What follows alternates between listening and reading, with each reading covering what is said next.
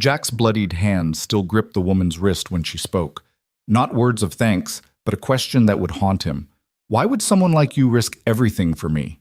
Minutes ago, he'd torn metal with bare fingers to pull her from death's grip beneath that boulder.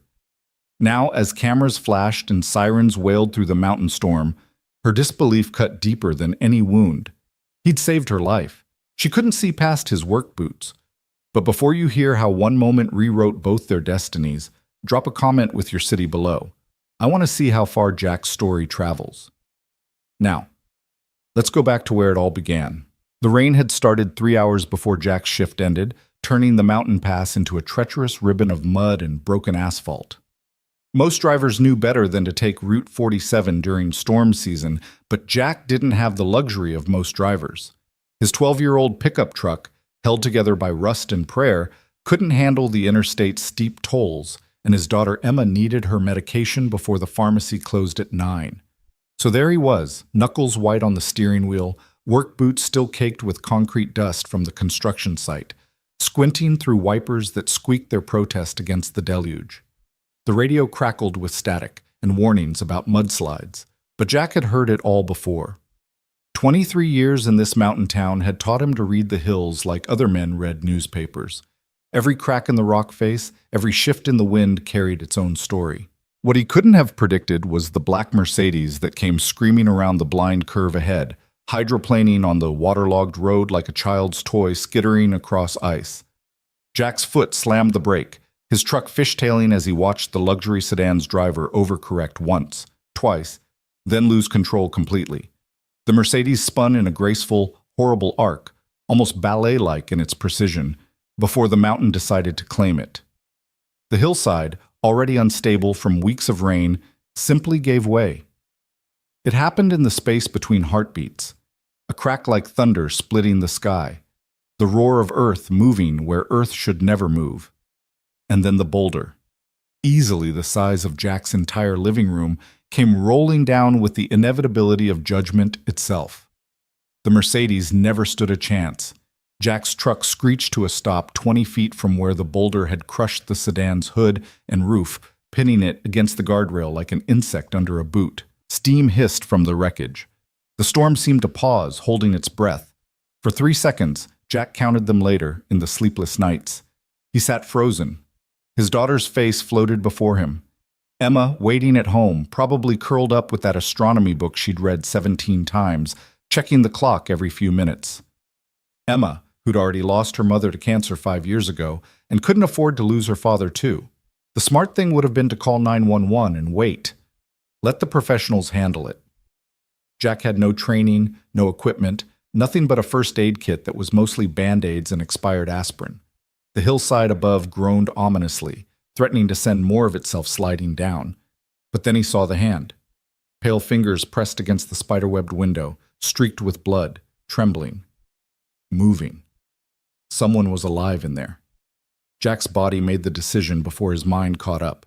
He was out of the truck, rain immediately soaking through his flannel shirt, boots slipping on the mud-slicked pavement. The scene resolved into sharp focus as he ran. The boulder had struck the Mercedes at an angle, crushing the hood and roof, but leaving a narrow space where the cabin might still be intact. Might be. "Hold on!" His voice barely carried over the storm. "I'm coming!" Up close, the devastation was worse. The boulder had driven the sedan halfway through the guardrail, leaving it suspended over a ravine that dropped 200 feet into darkness. Every movement could send it over. The metal frame had buckled inward, creating a maze of jagged edges that looked like the mouth of some mechanical beast.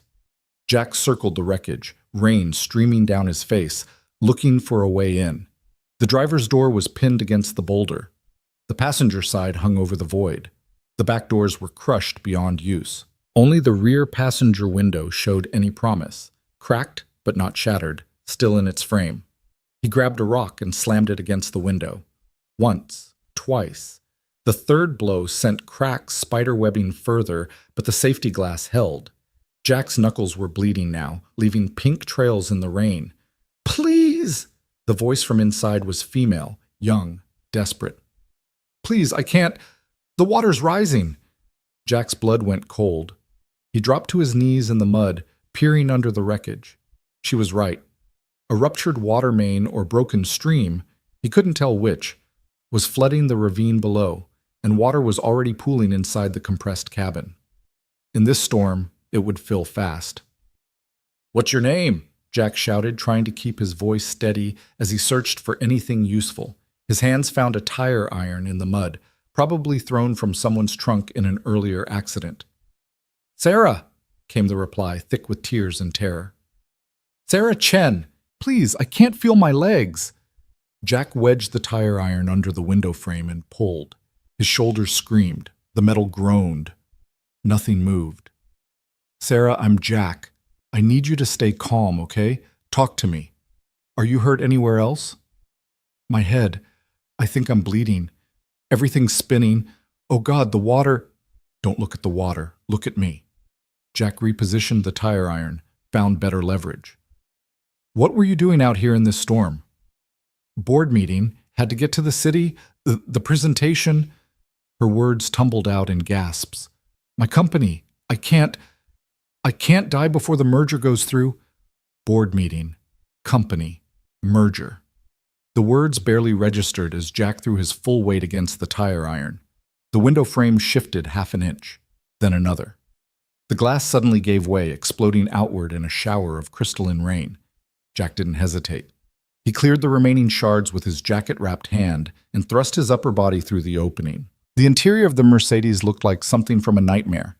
The roof had collapsed to within inches of the seats, the dashboard was caved in, and Sarah Chen was trapped in the driver's seat, pinned by the steering column across her lap. But it was her face that stopped Jack's heart. Even streaked with blood and mascara, even pale with shock and terror, she was the most beautiful woman he'd ever seen. Mid-30s maybe, with sharp cheekbones and dark eyes that held intelligence and fear in equal measure. Her black blouse, silk, expensive, now torn and soaked, clung to her frame. Diamond earrings caught the faint light from his truck's headlights. This wasn't just any driver. This was someone important, someone with money. Someone from a world so far removed from Jack's existence they might as well have been from different planets. "Sarah," he said, forcing his voice to stay calm, "I'm going to get you out. But I need to check something first."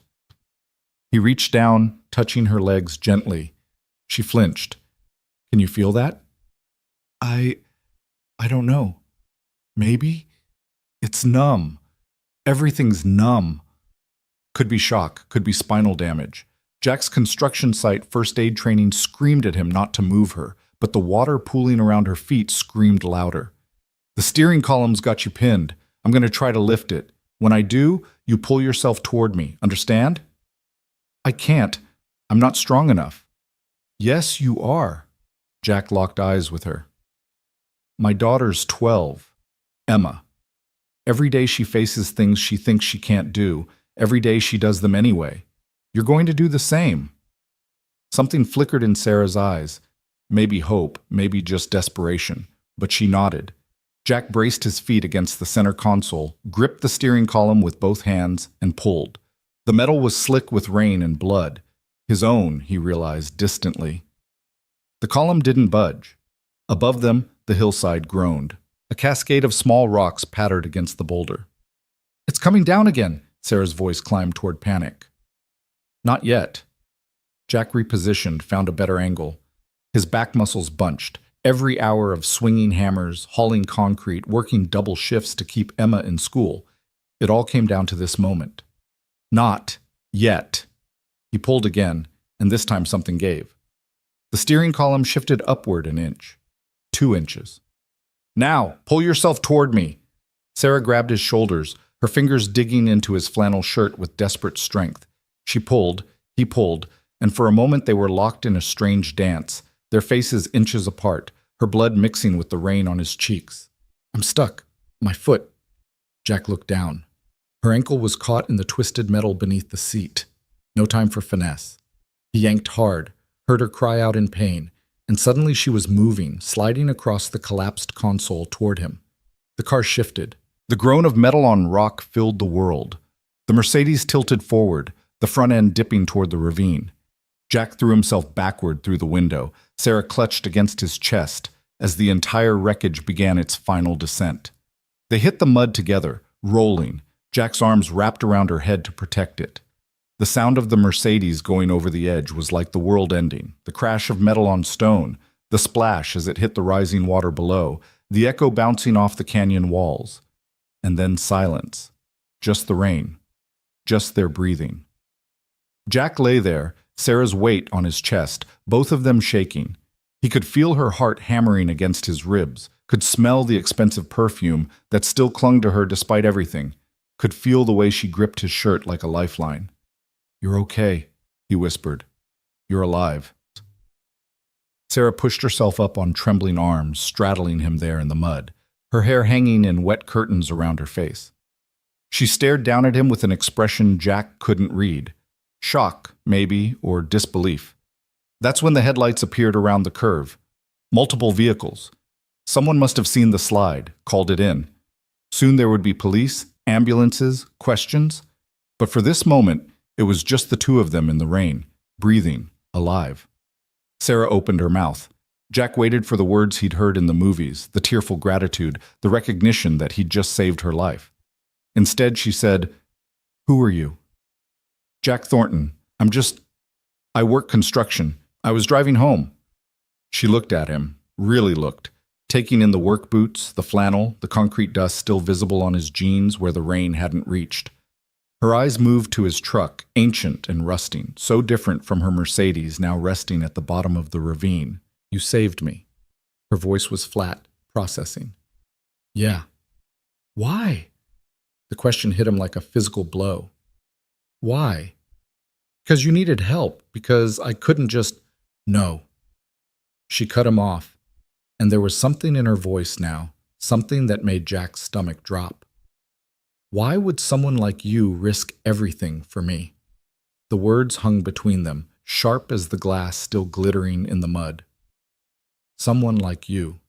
Not gratitude, not relief, but something else entirely. Surprise, maybe even suspicion, that someone from his world would dare enter hers, even to save a life. Jack's hands, still resting on her waist to steady her, went numb. The rain suddenly felt colder. The approaching sirens sounded distant, unreal. "I don't—" He struggled for words. "I don't understand what you're asking." Sarah's expression shifted, and for a moment Jack saw something that might have been shame flicker across her features. But before she could respond, the first police cruiser skidded to a stop beside them, lights painting them both in alternating red and blue. "Everyone stay where you are," the officer's voice cut through the storm. "Is anyone hurt?" Jack helped Sarah stand, or tried to. Her ankle gave out and she stumbled against him. He caught her automatically, his arm around her waist, and felt her stiffen at the contact. "She needs medical attention," Jack called out. "Possible head injury, definitely her ankle, maybe her back." "Sir, step away from the victim, please." Victim. The word created distance where none had existed seconds before. Jack released Sarah, stepping back as paramedics rushed forward with a stretcher and blankets. Someone wrapped one around Sarah's shoulders. Someone else was trying to guide Jack toward an ambulance. "I'm fine," he said automatically. "I need to get home. My daughter—" "Sir, your hands are bleeding pretty badly. We need to check you out." Jack looked down and, for the first time, really saw the damage. His knuckles were torn open, probably needed stitches. His palms were lacerated from the glass. Blood dripped steadily onto the pavement, washing away in pink swirls. But all he could think about was Emma, home alone, waiting. "Really, I need to—" "Jack!"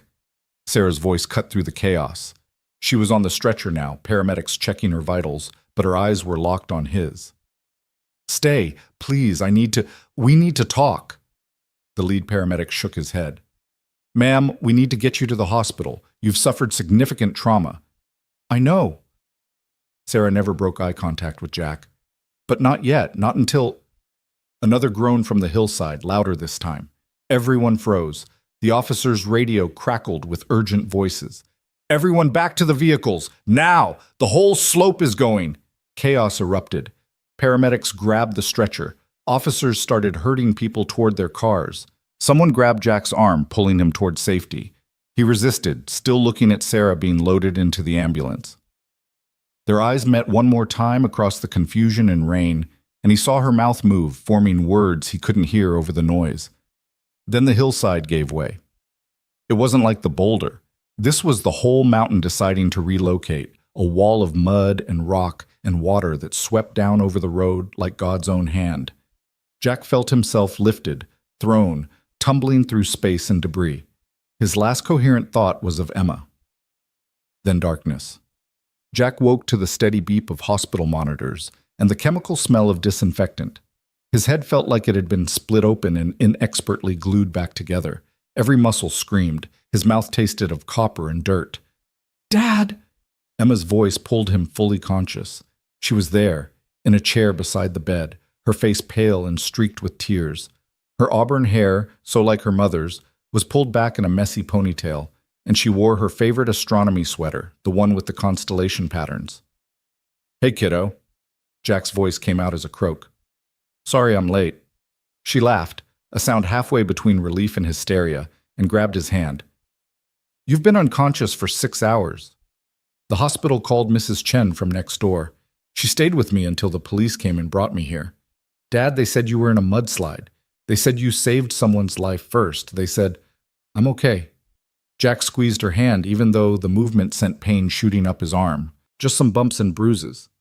"The doctor said you have a concussion, 3 cracked ribs, and they had to put 27 stitches in your hands." Emma's voice cracked. "Dad, you could have died." "But I didn't." Jack tried to sit up, failed, settled for turning his head to look at her properly. "How'd you get your medicine?" "Mrs. Chen went to the pharmacy." "Dad, seriously? You're worried about my prescription right now?" "Always worried about you, Em. It's my job." A knock at the door interrupted them. A woman in a business suit entered, expensive cut, designer heels, the kind of person who looked like she'd never been in a hospital room that wasn't private. She carried a tablet and had the practiced smile of someone who dealt with PR crises for a living. "Mr. Thornton? I'm Linda Martinez, Director of Communications for Chen Enterprises. I wanted to speak with you about tonight's incident." Jack's still foggy brain struggled to connect the dots.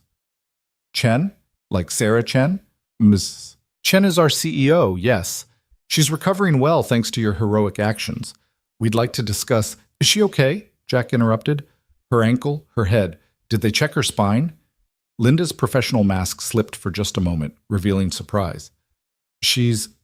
Yes, she's fine. Remarkably so.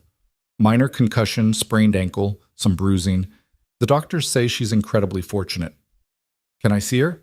"Dad," Emma cut in, "you can barely sit up." "Mr. Thornton, that's actually why I'm here." Linda's smile returned, sharper now. "Ms. Chen is eager to thank you properly. Chen Enterprises would like to offer you a token of our appreciation.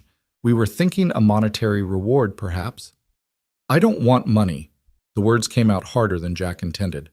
Linda blinked. "I'm sorry?" "I don't want a reward. I just want to know she's okay, that's all."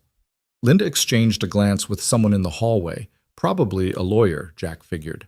Everything about this woman screamed corporate machinery, the kind that ground up guys like him for sport.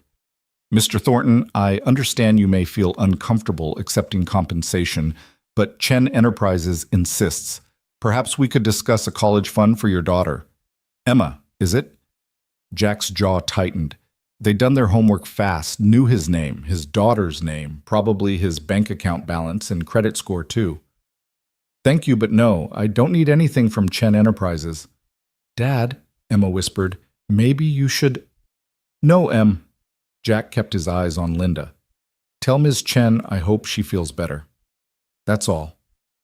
Linda's smile finally dropped entirely. "Mr. Thornton, you don't understand. Ms. Chen's vehicle was carrying proprietary documents related to a multi-billion-dollar merger. If those documents had fallen into the wrong hands, or if Ms. Chen herself had been seriously injured, the consequences would have been catastrophic. You didn't just save a life tonight, you saved an empire. We need to compensate you appropriately." "I saved a person," Jack said quietly. "That's all. Just a person who needed help." For a long moment, Linda just stared at him. Then she nodded slowly, pulling a business card from her pocket and setting it on the bedside table. "If you change your mind, Mr. Thornton, the offer stands. She left, heels clicking on the linoleum. Emma waited until the door closed before exploding. Dad, do you have any idea what she was offering? That could have been my entire college fund. That could have been… Jack caught her hand again. Money from them. It wouldn't feel right. Why not? You earned it. How could he explain it to his 12-year-old daughter? How could he tell her that Sarah Chen's question, "Why would someone like you risk everything for me?" had revealed a chasm between their worlds that no amount of money could bridge? That accepting a reward would just confirm what Sarah had implied. That people like Jack only did things for people like her when there was something in it for them. Some things you do because they're right, he said finally, not because there's a reward. Emma slumped back in her chair, and Jack could see her mother in the set of her jaw, the disappointment mixed with reluctant understanding. Mary would have been proud of both of them, he thought. Mary, who'd worked 3 jobs while fighting cancer just so they wouldn't lose the house. Mary, who'd taught Emma that integrity mattered more than comfort. Can I at least meet her? Emma asked after a moment. The woman you saved? I want to see who's important enough that my dad nearly died for her. Jack opened his mouth to respond, but another knock interrupted. This time, a nurse poked her head in. Mr. Thornton, you have another visitor? A Ms. Chen? Jack's heart rate spiked. The monitor beside him helpfully announced it with increased beeping. Emma's eyes went wide. Should I leave? His daughter asked. No, stay. Jack needed the anchor. Whatever she has to say, you can hear it. The nurse nodded and stepped aside. Sarah Chen entered in a wheelchair, her right ankle wrapped and elevated, a bandage on her temple, but otherwise looking remarkably composed. She'd changed from the destroyed silk blouse into hospital scrubs, but somehow still managed to look like she owned the building. Her eyes found Jack's immediately, and something complex flickered across her face, something Jack couldn't quite read. Mr. Thornton, Emma. Sarah nodded to each of them. To the nurse, could you give us a moment, please? The nurse hesitated, glancing at Jack. He nodded and she left, closing the door behind her. Silence stretched between them. Emma's hand tightened around Jack's.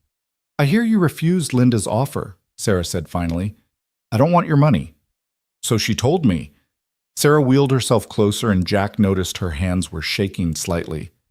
She also told me what you said. That you just saved a person, not an empire, just a person. Jack didn't respond. What was there to say? I need to apologize. The words came out rushed, like she'd been rehearsing them. What I said on that road, what I asked you, it was unconscionable. I was in shock, yes, but that's no excuse. You risked your life for mine, and I responded with classist garbage that I don't even believe. That's not who I am. That's not who I want to be. Emma's grip loosened slightly. Jack felt his own tension ease, but only fractionally. Why did you say it then? The question came out quieter than he intended. Sarah looked down at her hands, and for the first time since entering the room, she looked vulnerable, young. Because I was terrified. Not of dying. I'd already accepted that in the car. I was terrified that someone had saved me without wanting anything in return. In my world, Mr. Thornton, everything has a price. Every kindness has an angle. Every gesture demands reciprocation. And here you were, bleeding in the mud, asking nothing, expecting nothing, and I couldn't process it. So you assumed I must be beneath you, Jack said. Not angry, just stating fact. No, I assumed I must be beneath you. Sarah's eyes lifted, and they were bright with unshed tears. Someone with your courage, your selflessness, I couldn't understand why you'd waste it on me. Someone who spends her days in boardrooms, playing corporate chess with people's livelihoods. Someone who was probably going to fire 300 people after that merger went through. Someone who hadn't done a genuinely good thing in I don't even know how long. The confession hung in the air. Emma shifted uncomfortably. You don't know me, Sarah continued, her voice steadier now. And I don't know you, but I want to. Not as CEO of Chen Enterprises to the man who saved her life. Not as rich woman to working class hero, just as Sarah to Jack. As two people who survived something terrible together. Jack studied her face, looking for the lie, the angle, the price tag. He found none of those things. Instead, he saw genuine remorse, genuine hope, and something else, something that looked like loneliness. Okay, he said finally. Okay? Let's have coffee or something, when we can both walk without help. Talk like normal people. Sarah's smile transformed her face. I'd like that. I'd really like that. She wheeled toward the door, paused, looked back. For what it's worth, Mr. Thornton, Jack, you were wrong about one thing. What's that? You said you just saved a person, but you saved the right person, the one who needed saving in more ways than she knew. She left before Jack could respond. Emma stared at the closed door, then at her father, then back at the door. Dad? Yeah, kiddo? I think she likes you. Jack laughed, then groaned as his ribs protested. Don't be ridiculous. But even as he said it, even as Emma rolled her eyes and called him oblivious, Jack couldn't stop thinking about Sarah's eyes, about the weight of her confession, about the way she'd looked at him like he was something more than just a construction worker in muddy boots. Outside, the storm was finally breaking. The rain had softened to a drizzle, and through the hospital window, Jack could see the first hints of stars beginning to appear in the clearing sky. His hands throbbed. His head ached. His whole body felt like it had been used as a punching bag. But somewhere in his chest, in a place that had been quiet since Mary died, something sparked to life. It felt like hope. It felt like a beginning. Fan Sao. Louis Traloy Trong Muk Tin Yan Kom Nye Sang document edit. The coffee never happened. 3 days after the accident, Jack was back at work because the Bills didn't care about cracked ribs or concussions. He tried calling the number on Linda Martinez's business card, not for money, just to arrange that coffee with Sarah, but got routed through 4 different assistants before being told Miss Chen's schedule was completely booked for the foreseeable future. The message was clear. Whatever moment they'd shared in that hospital room had been just that, a moment. Sarah Chen had returned to her world of mergers and boardrooms, and Jack Thornton had returned to his world of concrete and calloused hands. You're favoring your left side, Miguel observed on the construction site. Jack's foreman was a barrel-chested man with gray threading through his black hair and eyes that missed nothing. Those ribs still bothering you? I'm fine, Jack grunted, lifting another bag of cement mix.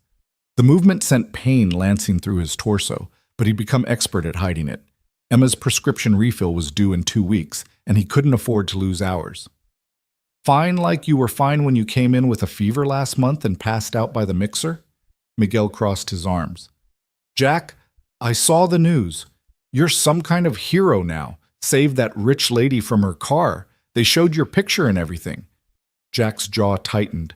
The local news had indeed run the story, complete with footage from someone's dash cam showing the Boulder strike and Jack's rescue. They'd called him a good Samaritan and a selfless hero. They'd interviewed neighbors who said he was always helping people and just that kind of guy.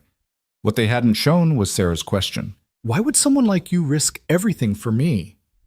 That part existed only in Jack's memory, sharp as broken glass. That was last week, Jack said. Old news now. Maybe to you. Miguel pulled out his phone, scrolled, held it up.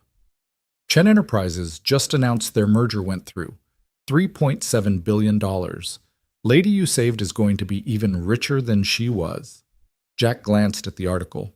There was Sarah's official portrait, perfectly styled hair, power suit, the kind of smile that probably cost as much as his truck. She looked untouchable, unreal.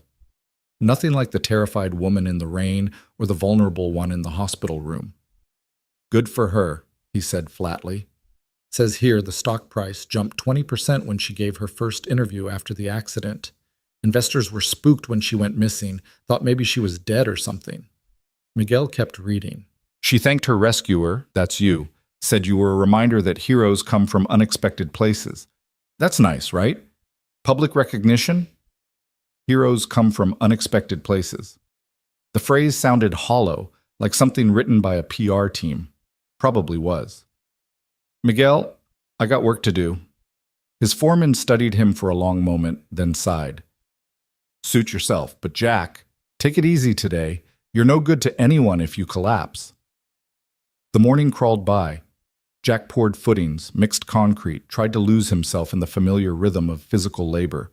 But his mind kept drifting back to the hospital, to Sarah's confession, to the promise of coffee and conversation that had evaporated like morning mist. At lunch, sitting alone in his truck because the other guy's chatter grated on his nerves, Jack's phone buzzed. Unknown number. He almost didn't answer. Probably a spam call about his car's extended warranty or some credit card offer, but something made him swipe to accept. Thornton? A woman's voice, crisp and professional. This is Rebecca Park, executive assistant to Sarah Chen. Ms. Chen would like to invite you to dinner tonight at Celestine, 7 o'clock. A car will pick you up at 6:30. Jack sat up so fast his ribs screamed protest. What? I thought your office said she was booked. Ms. Chen's schedule has been rearranged. Will you be available? Celestine. Even Jack knew that name, the kind of restaurant where people wore suits that cost more than his monthly rent, where the menu probably didn't list prices because if you had to ask, you couldn't afford it. I don't think that's a good idea, Jack heard himself say. I wouldn't fit in there. Ms. Chen specifically requested somewhere nice. She wants to thank you properly. There it was again. Thank you. As if this was still about gratitude, about obligation, about the debt Sarah felt she owed, not about two people wanting to know each other. Tell Ms. Chen thanks, but I can't make it. Jack's finger hovered over the end call button. Mr. Thornton, wait, please. Rebecca's professional veneer cracked slightly. Between you and me, she's been impossible all week, distracted, snapping at people, staring out windows. Then this morning she came in and moved mountains to clear tonight. I've worked for her 4 years and I've never seen her do that for anyone. So maybe just consider it? Jack closed his eyes, saw Sarah in her wheelchair, hands shaking, confessing her loneliness. Saw the hope in her expression when he'd agreed to coffee. Not Celestine, he said. There's a diner on 5th and Morrison. Mel's place. 6:30. Tell her to come herself, no car service. Silence on the other end. Then, I'll relay the message. The call ended. Jack sat there, heart hammering, wondering what the hell he'd just done. A woman like Sarah Chen didn't go to places like Mel's. She probably hadn't been inside a diner in her entire life. His phone buzzed again immediately. A text from the same number. She says yes. See you tonight. Jack stared at the words until his screen went dark. The afternoon shift was torture. Every minute dragged. Jack caught himself checking his watch repeatedly, mentally calculating how long he'd need to shower, whether he had any clothes that weren't stained with paint or concrete dust, whether Emma would be okay with Mrs. Chen from next door for a few hours. You got a date or something?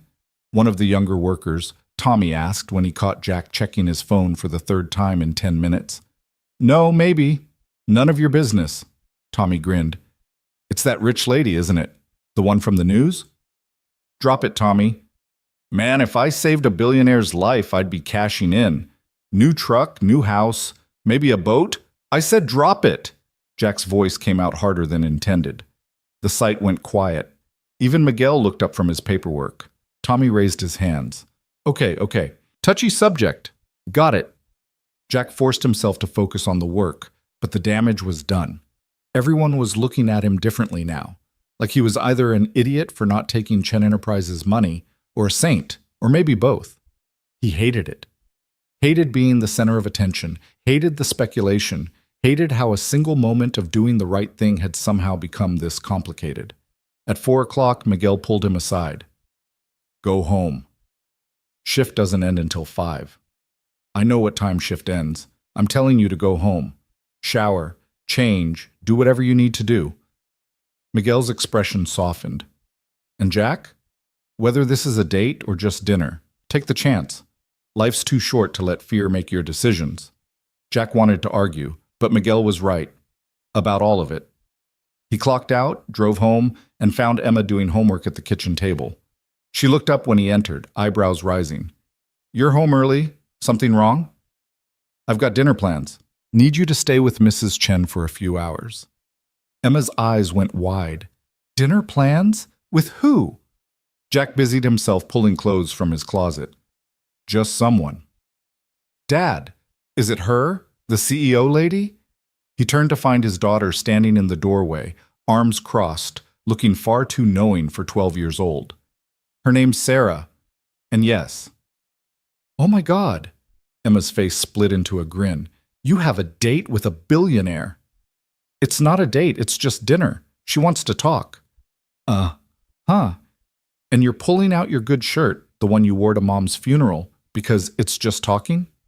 Jack looked down at the blue button-down in his hands. Emma was right. It was the only shirt he owned without stains or fraying cuffs, the one he saved for parent-teacher conferences and the rare job interview. It's complicated, Em. Because she's rich and you're not? Because we're from different worlds. Emma moved closer, took the shirt from his hands, laid it carefully on the bed. Mom used to say that everyone bleeds the same color. Rich, poor, doesn't matter. What matters is what's in here. She tapped his chest, right over his heart. And you've got the best heart of anyone I know. Jack's throat tightened. When'd you get so smart? I've always been smart. You just don't pay attention. But she was smiling. Go shower. You smell like cement. And Dad? Don't sell yourself short, okay? You saved her life. That makes you pretty extraordinary. 45 minutes later, Jack stood outside Mel's place, feeling overdressed in his funeral shirt and least-worn jeans. The diner was a local institution, red vinyl booths, checkered floor, a jukebox in the corner that only played songs from the 70s. Mel himself, a rotund man with a white beard, waved from behind the counter. Jackie, haven't seen you in a while. Heard you're some kind of hero now. Not a hero, Mel. Just did what anyone would do. That's not what the TV says, Mel winked. Your usual table? Before Jack could answer, a sleek black sedan pulled up to the curb. Not the limousine or town car he'd expected, but still clearly expensive. The driver got out, opened the rear door, and Sarah Chen emerged. Jack's breath caught. She wasn't wearing a power suit or designer dress. Instead, she had on dark jeans, a simple cream-colored sweater, and flats. Her hair was down, loose around her shoulders, and she wore minimal makeup. She looked younger, more approachable, almost nervous. Their eyes met across the sidewalk. Sarah's lips curved into a tentative smile. You came, Jack said. You doubted I would? Little bit, yeah. Sarah laughed, a real laugh, not the polished sound he'd heard in her interview clips. I deserve that. Can we start over? Hi, I'm Sarah. I'm terrible at taking advice from doctors, worse at following up on promises, but I'm trying to be better. Jack felt his own smile forming.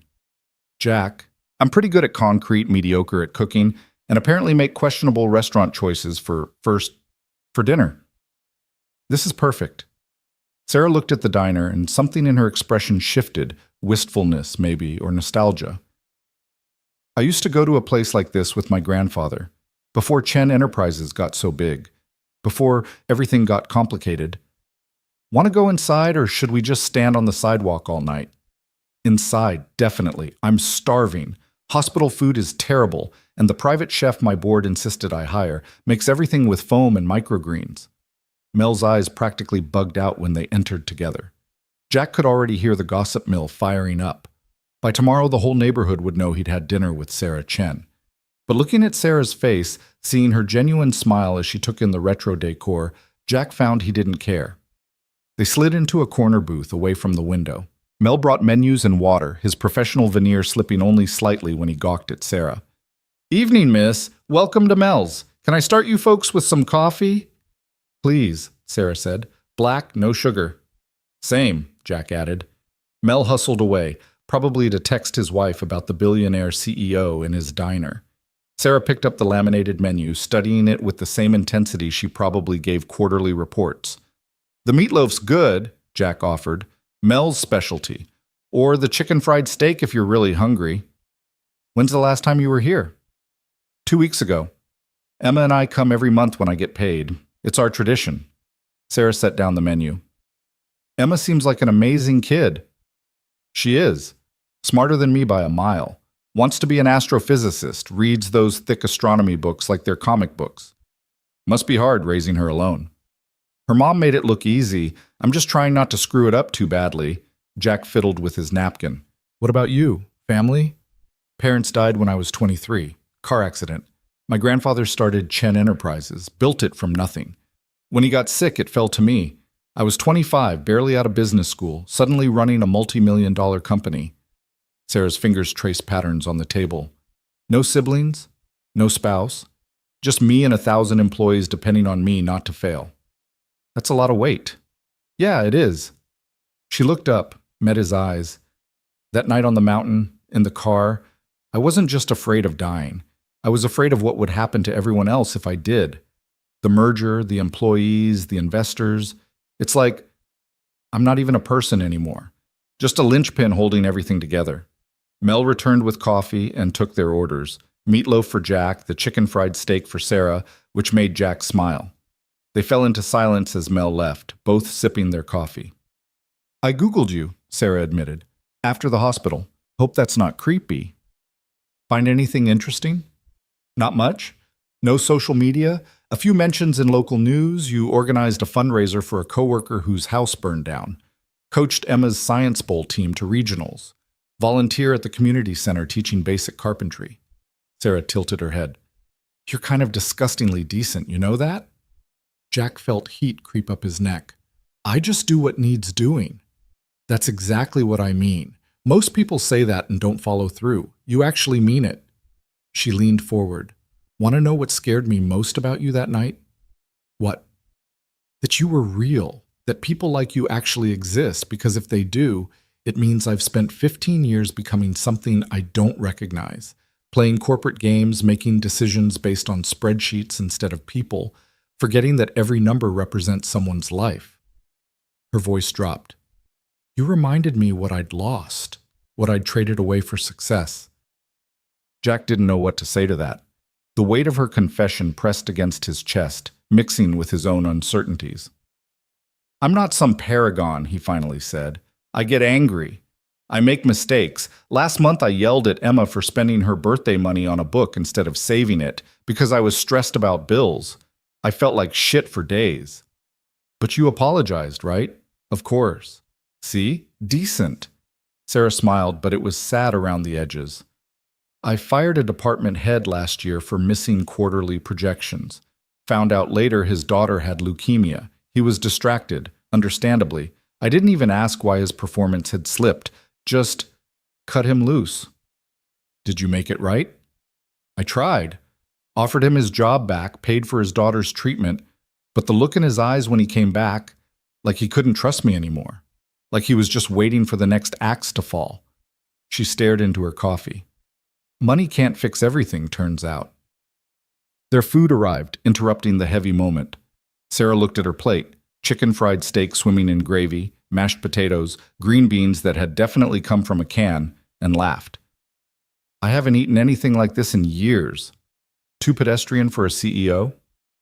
Too real for the person I've been pretending to be.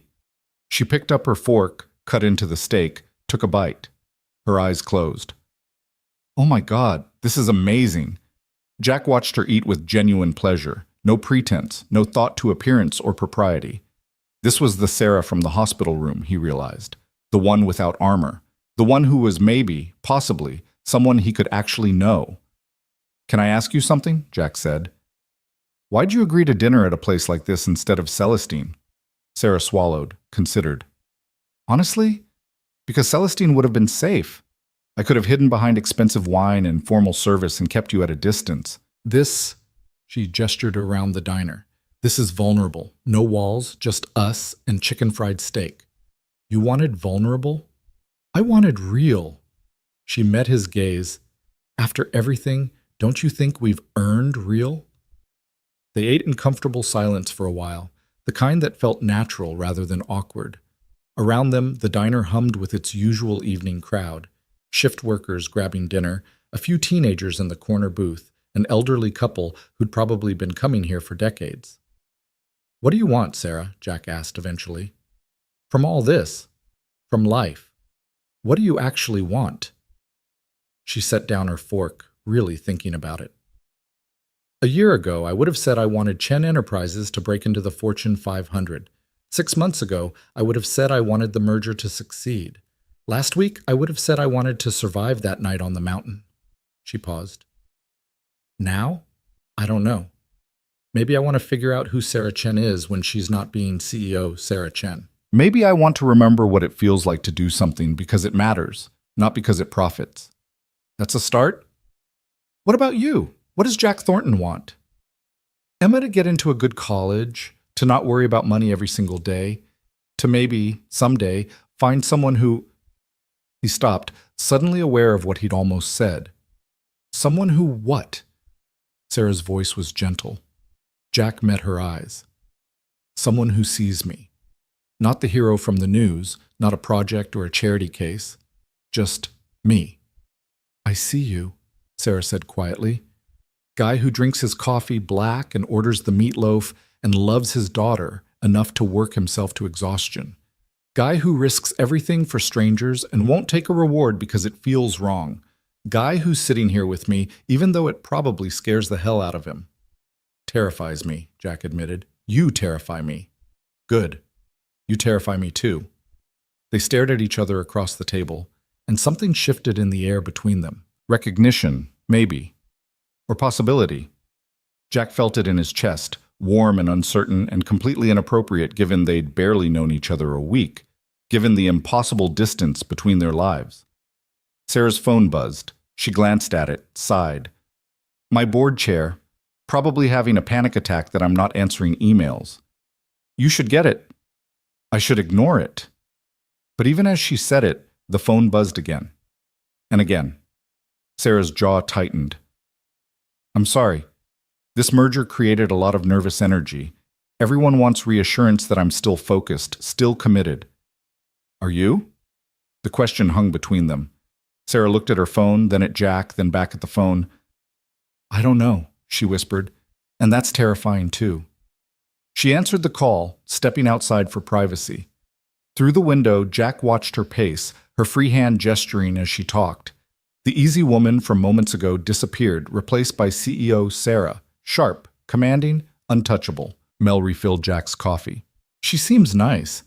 Not what I expected from a billionaire. She's complicated. The good ones usually are, Mel nodded toward the window. But I see how she looks at you, Jackie. That's not complicated. That's simple as arithmetic.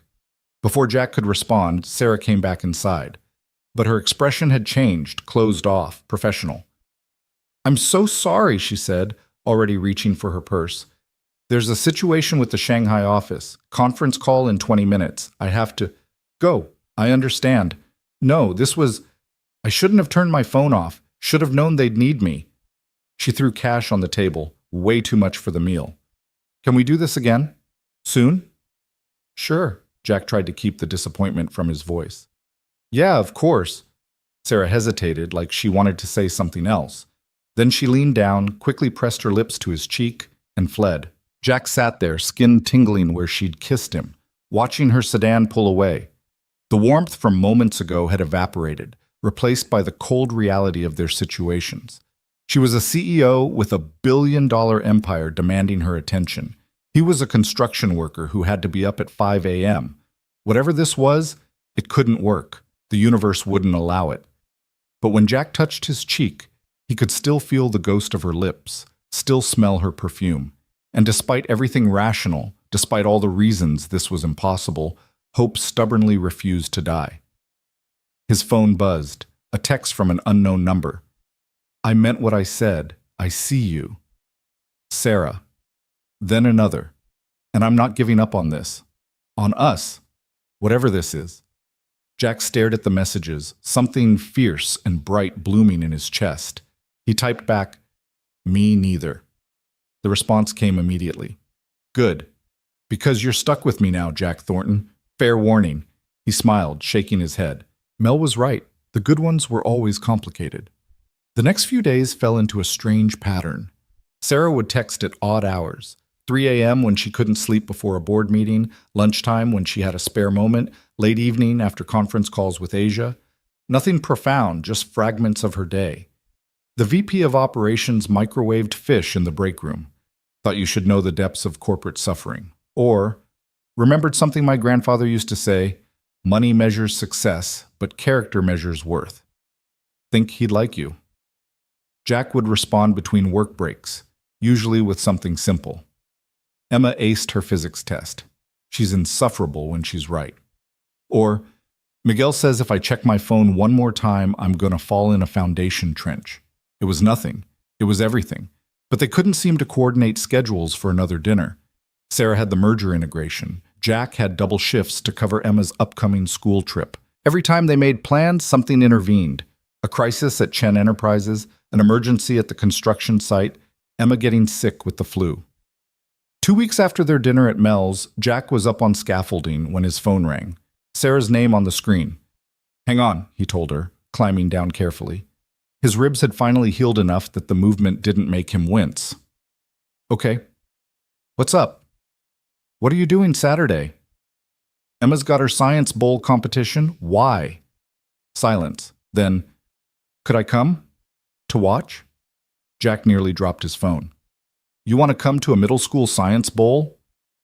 "I want to meet the girl who made you who you are, and maybe watch brilliant kids be brilliant.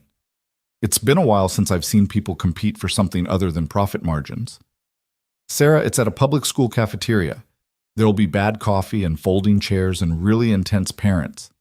"Sounds perfect. Text me the address?" Before Jack could argue, she'd hung up. Miguel was grinning at him when he turned around. "Let me guess. Dinner plans?" "Science bowl." "Even better. You're introducing her to Emma. That's serious, man." "It's not. We're not." Jack struggled for words. "It's complicated." Yeah, keep telling yourself that." Saturday arrived cold and clear. Jack got to Lincoln Middle School early, helped Emma and her team set up in their designated area. She was vibrating with nervous energy, color high in her cheeks. "You okay, kiddo?" "There's a recruiter here from the state competition. Ms. Peterson says if we place top 3, we might get invited." Emma adjusted her team jersey, a terrible purple thing with Lincoln Lightning emblazoned across the front. "No pressure or anything." "You'll be great, you always are." "Is she coming?" Emma tried for casual and missed by a mile. "Sarah?" "Said she might." "Dad, don't be weird when she gets here." "I'm not weird. You're totally weird. You get this look when you talk about her, like you can't decide if you're happy or terrified." "Both. Definitely both." Emma laughed, then got called away by her teammates. Jack found a seat in the parent section surrounded by people he vaguely recognized from school functions. They nodded to him, some whispering, probably about the news coverage that had finally died down. 10 minutes before the competition started, Sarah arrived. She'd clearly tried to dress down, jeans again, a simple sweater, but everything about her screamed quality. The way she moved, the confidence in her posture, the expensive watch that probably cost more than Jack's truck. Every parent in the cafeteria turned to stare. Sarah found Jack, smiled, navigated the folding chairs to reach him. "Made it. Sorry, traffic was... Is everyone staring at us?" "You're a celebrity. Kind of comes with the territory." "Right. The merger. Forgot about that for a whole 10 minutes. She settled into the chair beside him, close enough that their shoulders touched. "Which one's Emma?" Jack pointed to his daughter, currently deep in consultation with her teammates. "Purple jersey, ponytail." "She looks like you, same stubborn chin." She'd argue that's a strategic chin, not stubborn. Sarah laughed and several more heads turned. She noticed, her smile faltering. "Should I have stayed away? I don't want to make this harder for you or Emma." "You're here now. Might as well stay." Jack kept his voice light, but he appreciated the consideration. "Besides, Emma would kill me if you left." The competition began, rounds of rapid-fire questions covering everything from physics to literature to world history. Emma's team was sharp, fast on the buzzer, working together with the kind of synchronization that came from months of practice. Jack had seen them compete before, but watching with Sarah beside him added a new dimension. He found himself seeing it through her eyes, the pure joy of learning, the thrill of knowledge for its own sake. No profit motive or corporate strategy, just kids being brilliant because they could be. "They're amazing," Sarah whispered during a break between rounds. "Emma's incredible. She gets it from her mom. Mary was the smart one in our family." Sarah's hand found his, squeezed briefly. I think she gets it from both of you. Intelligence comes in different forms. Lincoln Lightning made it to the final round against Jefferson Prep, a school known for its academic excellence and wealthy parent donors. The tension in the cafeteria was palpable. Emma looked nervous but focused, her hand hovering over the buzzer. The final question was about astrophysics, something about gravitational lensing and dark matter. Emma's eyes lit up. Jack could practically see the gears turning in her head. Her hand slammed the buzzer half a second before Jefferson's captain. "Lincoln?" the moderator called. Emma stood, took a breath, and delivered a perfect answer, complete with supporting equations. The moderator's eyebrows rose. "That is correct. Lincoln Lightning wins." The cafeteria erupted. Emma's teammates mobbed her, screaming. Parents applauded. And Jack felt his throat tighten with pride so fierce it hurt. He felt Sarah's hand slip into his again, felt her squeeze. When he looked over, she was smiling, but her eyes were bright with unshed tears. "Why are you crying?" he asked softly. "Because that was beautiful. Pure. Everything my world isn't." She wiped her eyes quickly. "And because Emma's lucky to have you, and you're lucky to have her, and I'm sitting here realizing I've never had anything that uncomplicated and good in my entire life." Jack didn't think. He just pulled her close, let her rest her head against his shoulder for a moment. Around them, parents were gathering their things, kids were celebrating, but in their small bubble, time seemed to slow. "Come meet her," Jack said. "Officially."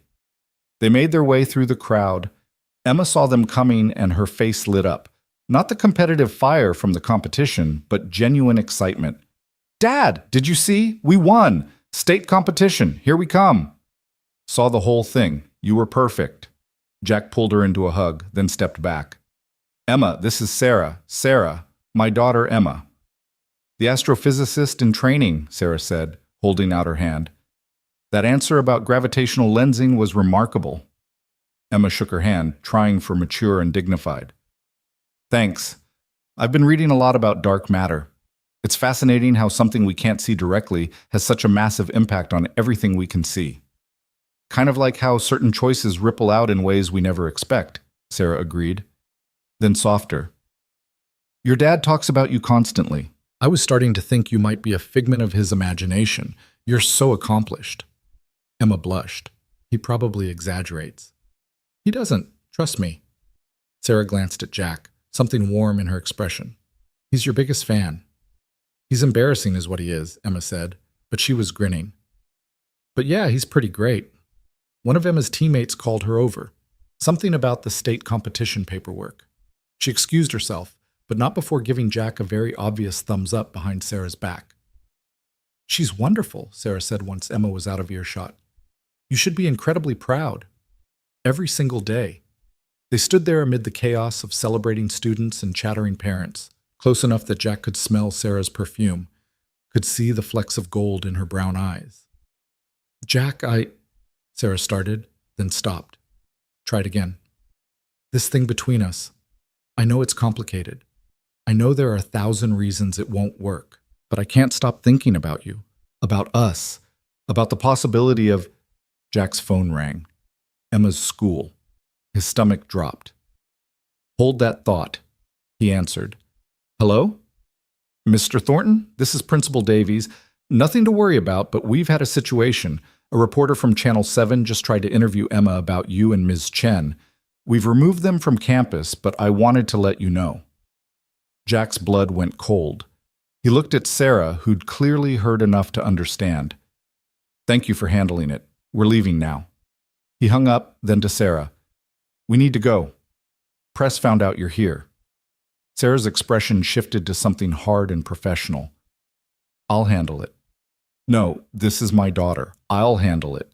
Jack, this is my fault. The merger, the publicity, it's nobody's fault. But Emma doesn't need to be in the middle of it."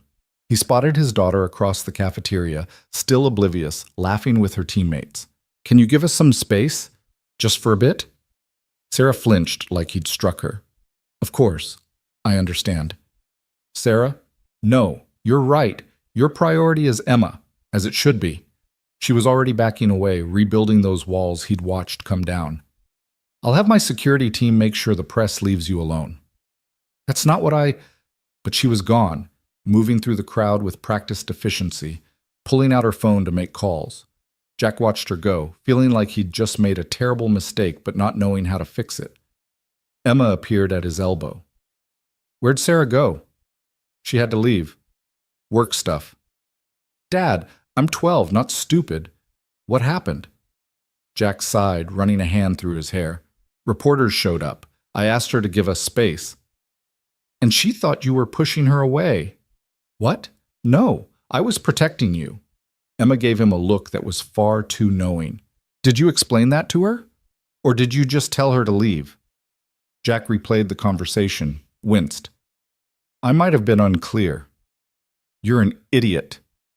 "Language, Em." "You're a well-meaning idiot," she amended.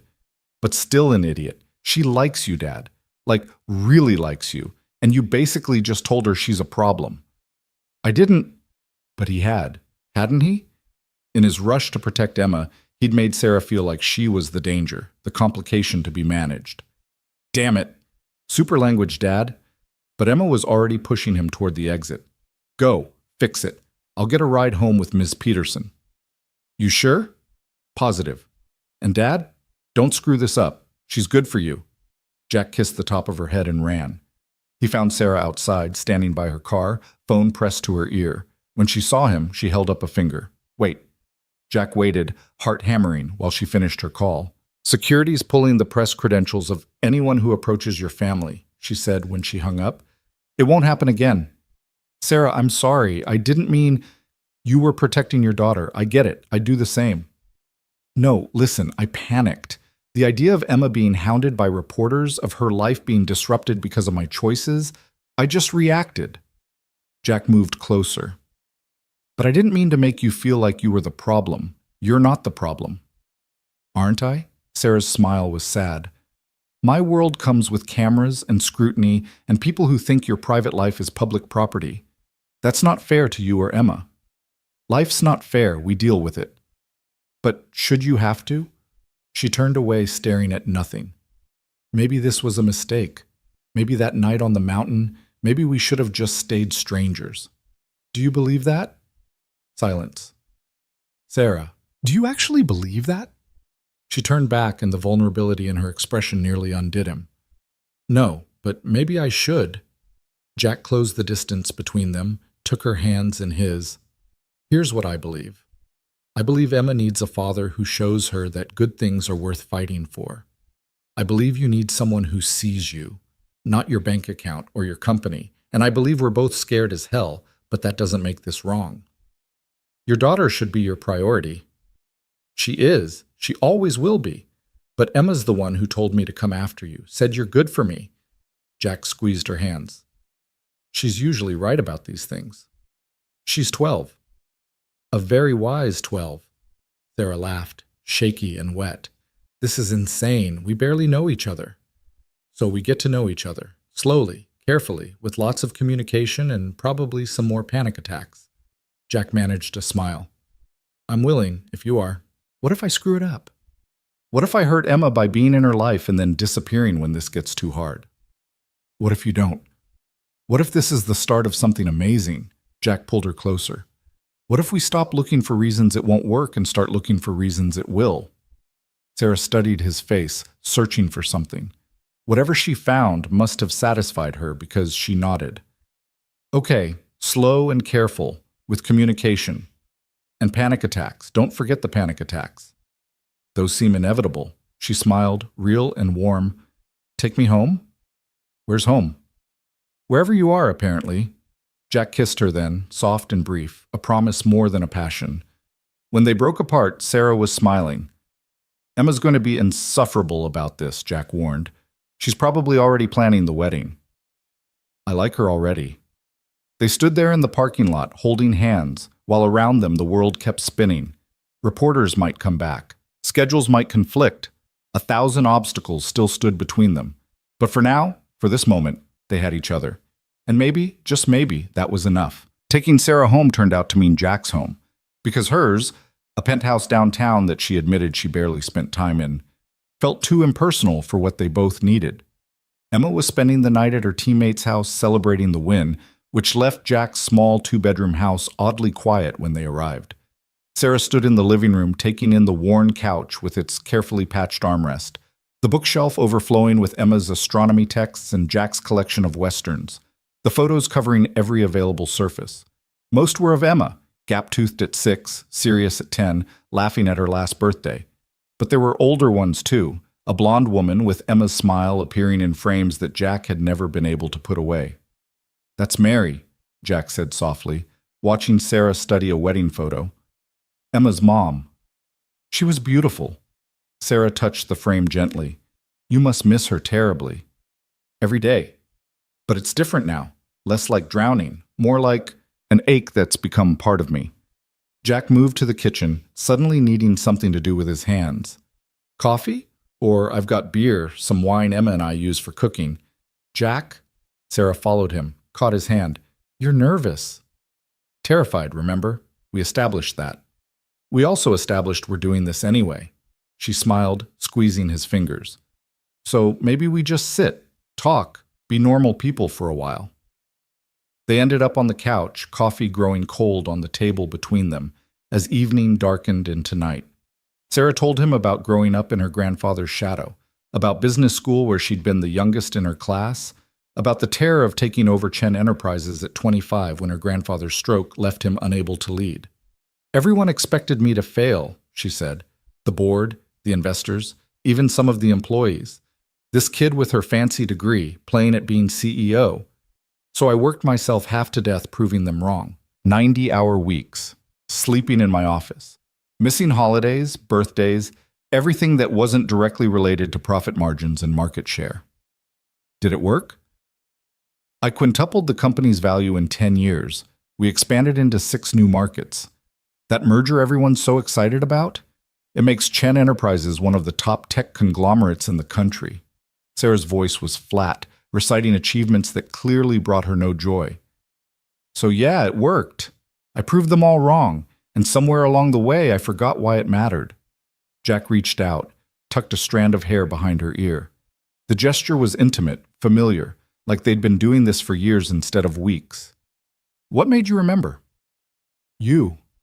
She caught his hand, held it against her cheek. "That night on the mountain. You didn't care about Chen Enterprises or my net worth or any of it. You just saw someone who needed help. It was the first time in 15 years someone looked at me and didn't see dollar signs. I saw a person trapped in a car, scared, human." "Exactly." Sarah turned her face, pressed a kiss to his palm. "You reminded me I'm supposed to be human too." Jack's breath caught. The simple touch of her lips against his skin sent electricity through his entire body. He wanted to pull her closer, wanted to kiss her properly, wanted things he hadn't let himself want since Mary died. But he also wanted to do this right. "Sarah, I need you to understand something." He shifted to face her fully. "I'm not a project, not something you fix to feel better about yourself. If we do this, really do this, it has to be because you want me, not because you want the idea of me." "I know the difference." "Do you?" "Because I'm not some noble working-class hero. I get angry over stupid things. I'm stubborn. I watch too much football, and I'm terrible at remembering to call people back. I've got debt from Mary's cancer treatment that I'll probably be paying off until Emma graduates college. I work 60-hour weeks, and I'm always tired, and Sarah kissed him. It wasn't soft or tentative like the kiss in the parking lot. This was fierce, almost desperate, her hands fisting in his shirt as she pulled him closer. Jack froze for half a second, then melted into it, one hand cupping her face while the other found her waist. When they finally broke apart, both breathing hard, Sarah's eyes were bright. "I want you," she said firmly. "Not the idea of you, not the hero from the news, you. The man who orders meatloaf and worries about his daughter and has the worst taste in coffee. The man who sees me, really sees me, and doesn't run away."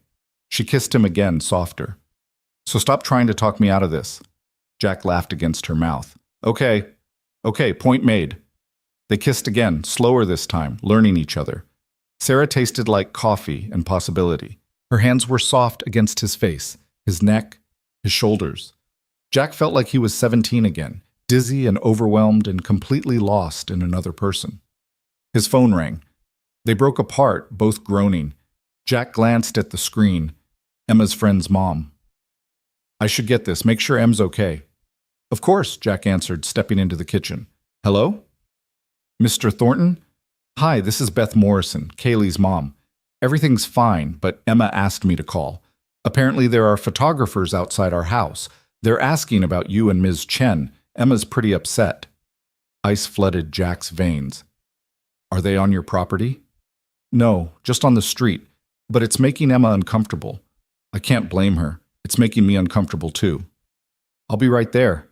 Jack hung up, turned to find Sarah already standing, face pale. The press found her. Yeah.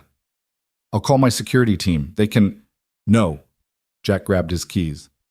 I need to get her. Bring her home where she's safe. Let me come with you, please. This is my fault. Jack wanted to argue, but the plea in Sarah's voice stopped him. Okay, but we do this my way. No security team, no corporate muscle, just us.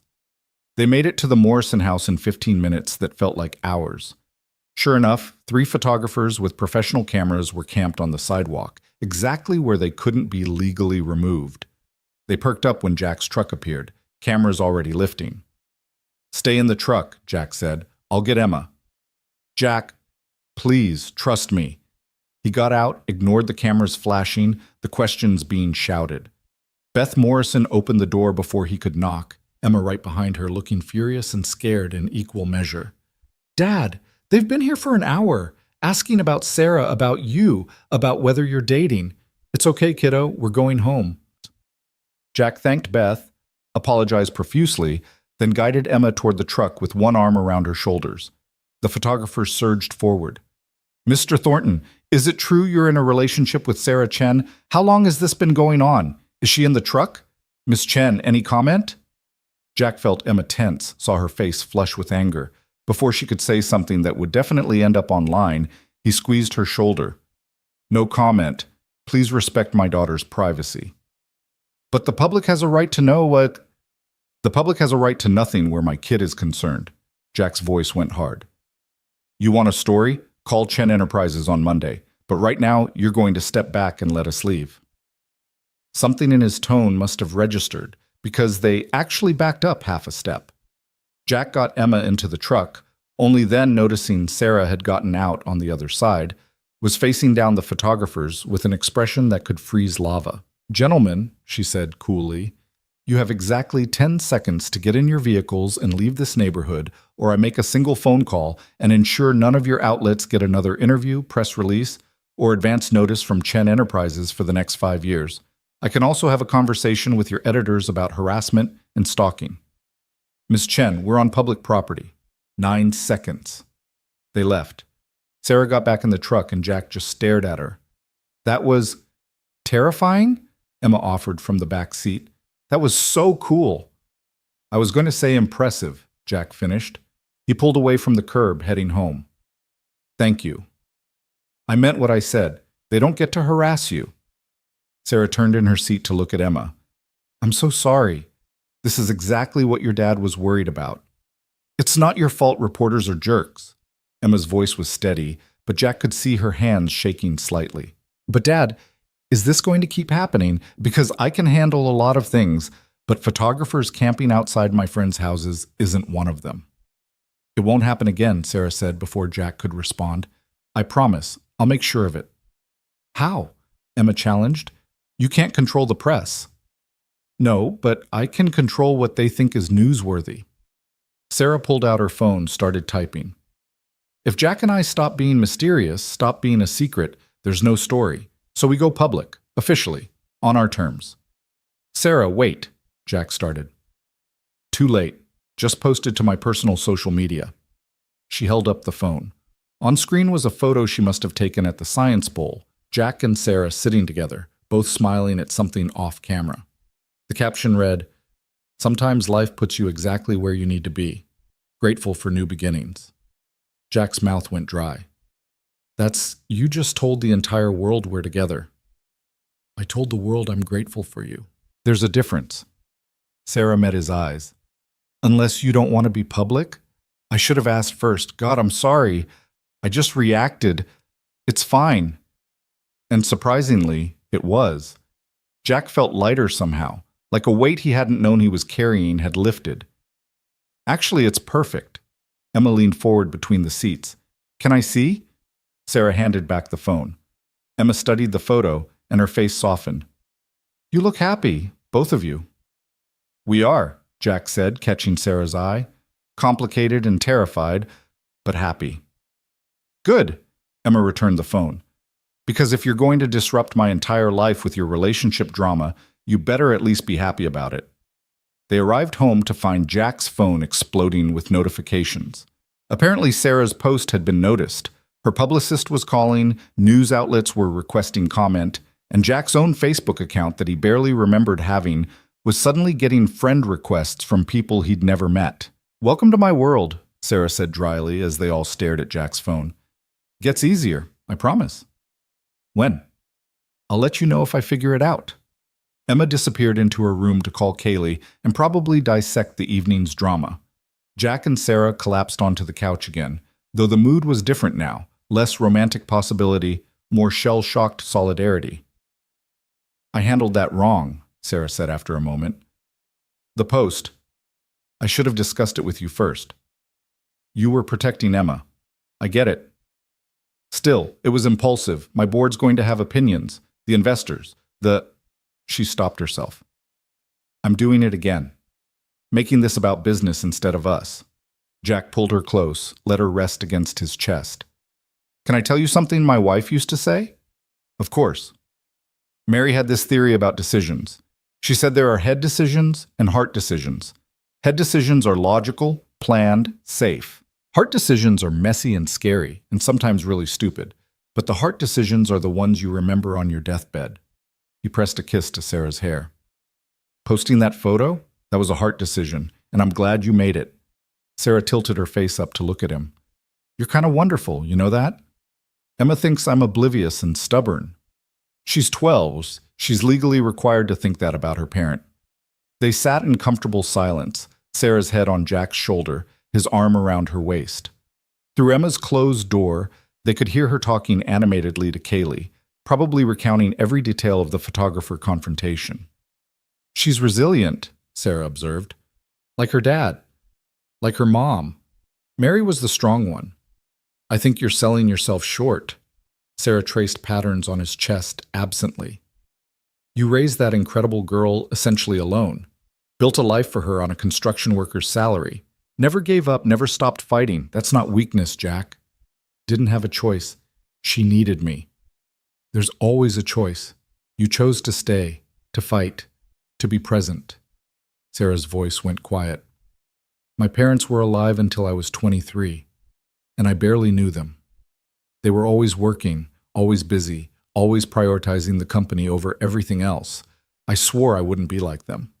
Then my grandfather got sick and I became exactly like them. You're here now. That counts for something. Is it enough, though, to realize you've wasted 15 years and try to claw back some semblance of a real life?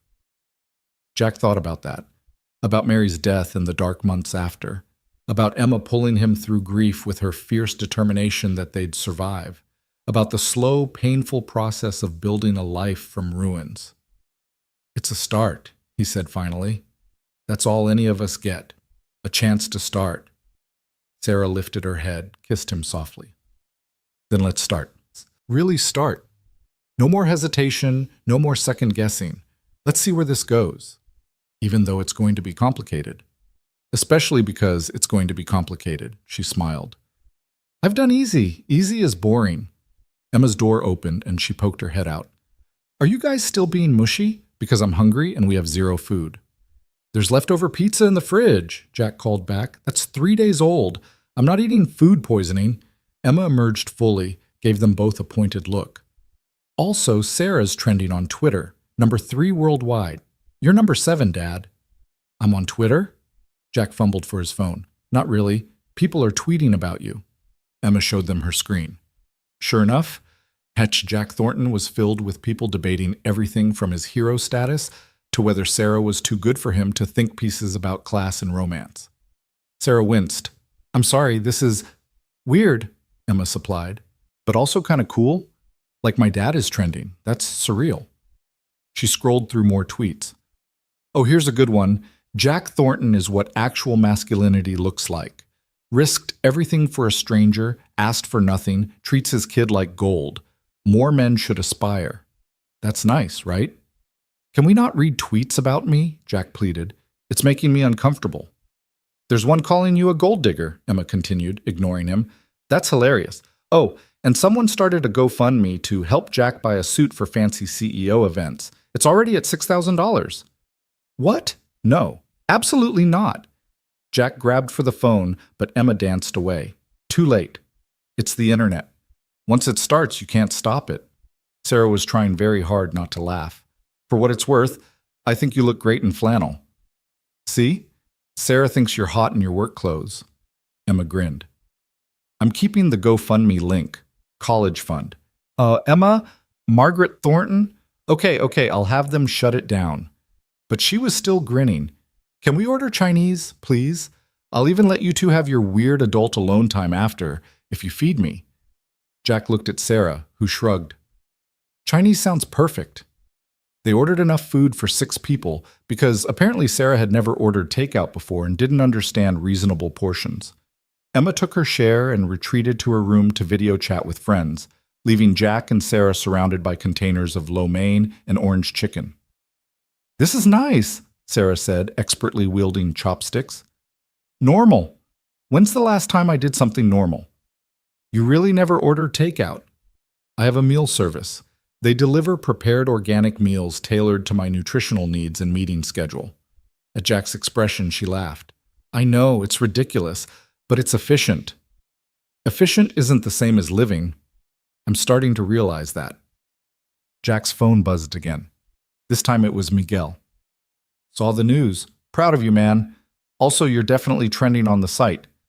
Tommy's telling everyone he called it first. Then another text from a number Jack didn't recognize. Mr. Thornton, this is Linda Martinez from Chen Enterprises. I see Ms. Chen has made a public statement. The board would like to arrange a meeting with you both to discuss how to handle the media attention. Please call me Monday morning. Jack showed Sarah the message. She sighed. I was hoping we'd have more than 12 hours before corporate got involved. What does that mean? A meeting with the board? It means they want to make sure you're not a liability, that this relationship won't damage the company's image or stock price, that you understand what you're getting into. Sarah set down her chopsticks. They're going to be formal and intimidating and probably offer you an NDA to sign. An NDA about what? About me. About us. About anything you might learn about Chen Enterprises through proximity to me. She rubbed her temples. This is exactly the kind of thing that makes dating impossible when you're a CEO. So what do we do? Sarah looked at him, really looked at him, like she was memorizing his face. We have 2 options. 1, we end this now before it gets more complicated. You go back to your life, I go back to mine, and we have a nice story about a moment of connection that didn't work out. Jack's chest tightened. What's option 2? 2, we tell the board to shove their meeting. I'm a 38-year-old woman who can date whoever she wants. They don't get a say in my personal life, NDA or not. She reached across the table, took his hand. But that option means things get harder. More scrutiny, more press, more people having opinions about us. Are you ready for that? Are you? I asked you first. Jack thought about Emma's face when she'd seen the photographers. Thought about Mary and the quiet life they'd built, free from cameras and commentary. Thought about all the ways this could go wrong, all the complications still ahead. Then he thought about Sarah's smile when she watched Emma win the Science Bowl, the way she'd stood up to those photographers without hesitation, the feeling of her hand in his, solid and real and right. I'm ready, he said. Bring on the board meeting. Sarah's smile could have lit up the entire house. You're sure? Because once we do this, there's no going back to anonymous construction worker. You'll be Jack Thornton, the guy dating Sarah Chen. That identity follows you. Good thing I'm comfortable with who I am then. Jack squeezed her hand. Besides, someone once told me that the heart decisions are the ones you remember. This is a heart decision. Using my own wisdom against me. That's fighting dirty. You should see me negotiate with Emma over bedtime. I fight very dirty.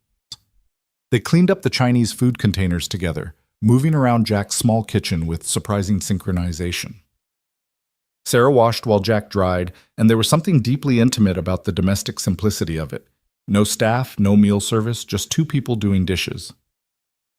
I could get used to this, Sarah said softly. Washing dishes? Being normal. Being with you. She handed him a plate. It's like I can breathe for the first time in 15 years. Jack set down the dish towel, turned her to face him. Her hands were still wet, dripping on his floor, but he didn't care.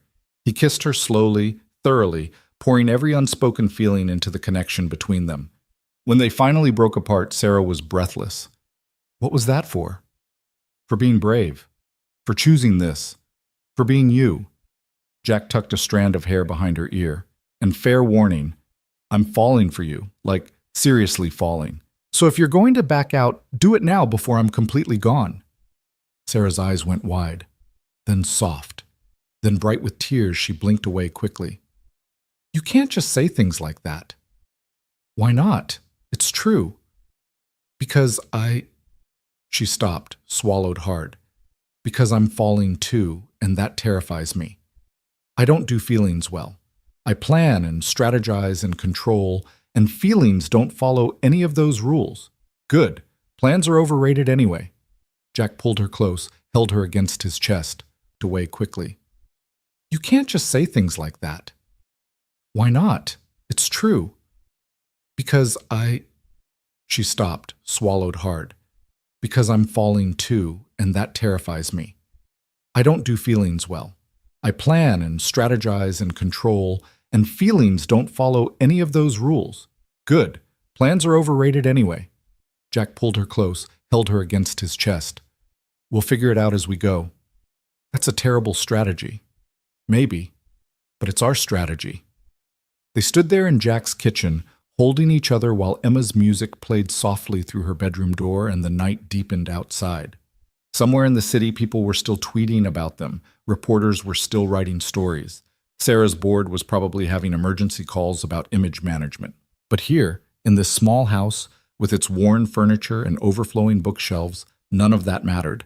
Here, they were just Jack and Sarah, two people who'd found each other in the worst possible circumstances and decided to take a chance anyway. Emma emerged around 10, yawning. Sarah, are you staying over? Because if you are, the couch is pretty uncomfortable. You should probably take Dad's bed and he can have the couch. Emma! Jack felt his face heat. What? I'm being practical. We both know you'll offer anyway. Emma looked between them. Unless you're both sleeping in Dad's room? In which case, I'm 12 and really don't need those details. Sarah was trying not to laugh. I should probably go home anyway. Early morning tomorrow, lots to handle before the board meeting Monday. Or, Emma said carefully, you could stay, work from here. We have Wi-Fi, decent coffee, and Dad makes pretty good pancakes for breakfast. She focused on Sarah. Plus, if you leave now, the photographers might follow you. But if you stay, they get bored and go away. Strategic thinking. Jack gaped at his daughter. Since when are you a tactical genius? Since always. You just don't pay attention. Emma headed back toward her room. Guest towels are in the bathroom closet. Dad's got an extra toothbrush somewhere. Good night. She closed her door, leaving Jack and Sarah staring at each other. Did your 12-year-old just orchestrate a sleepover? Sarah asked. I think she did. I apologize for her complete lack of subtlety. Don't, Sarah smiled.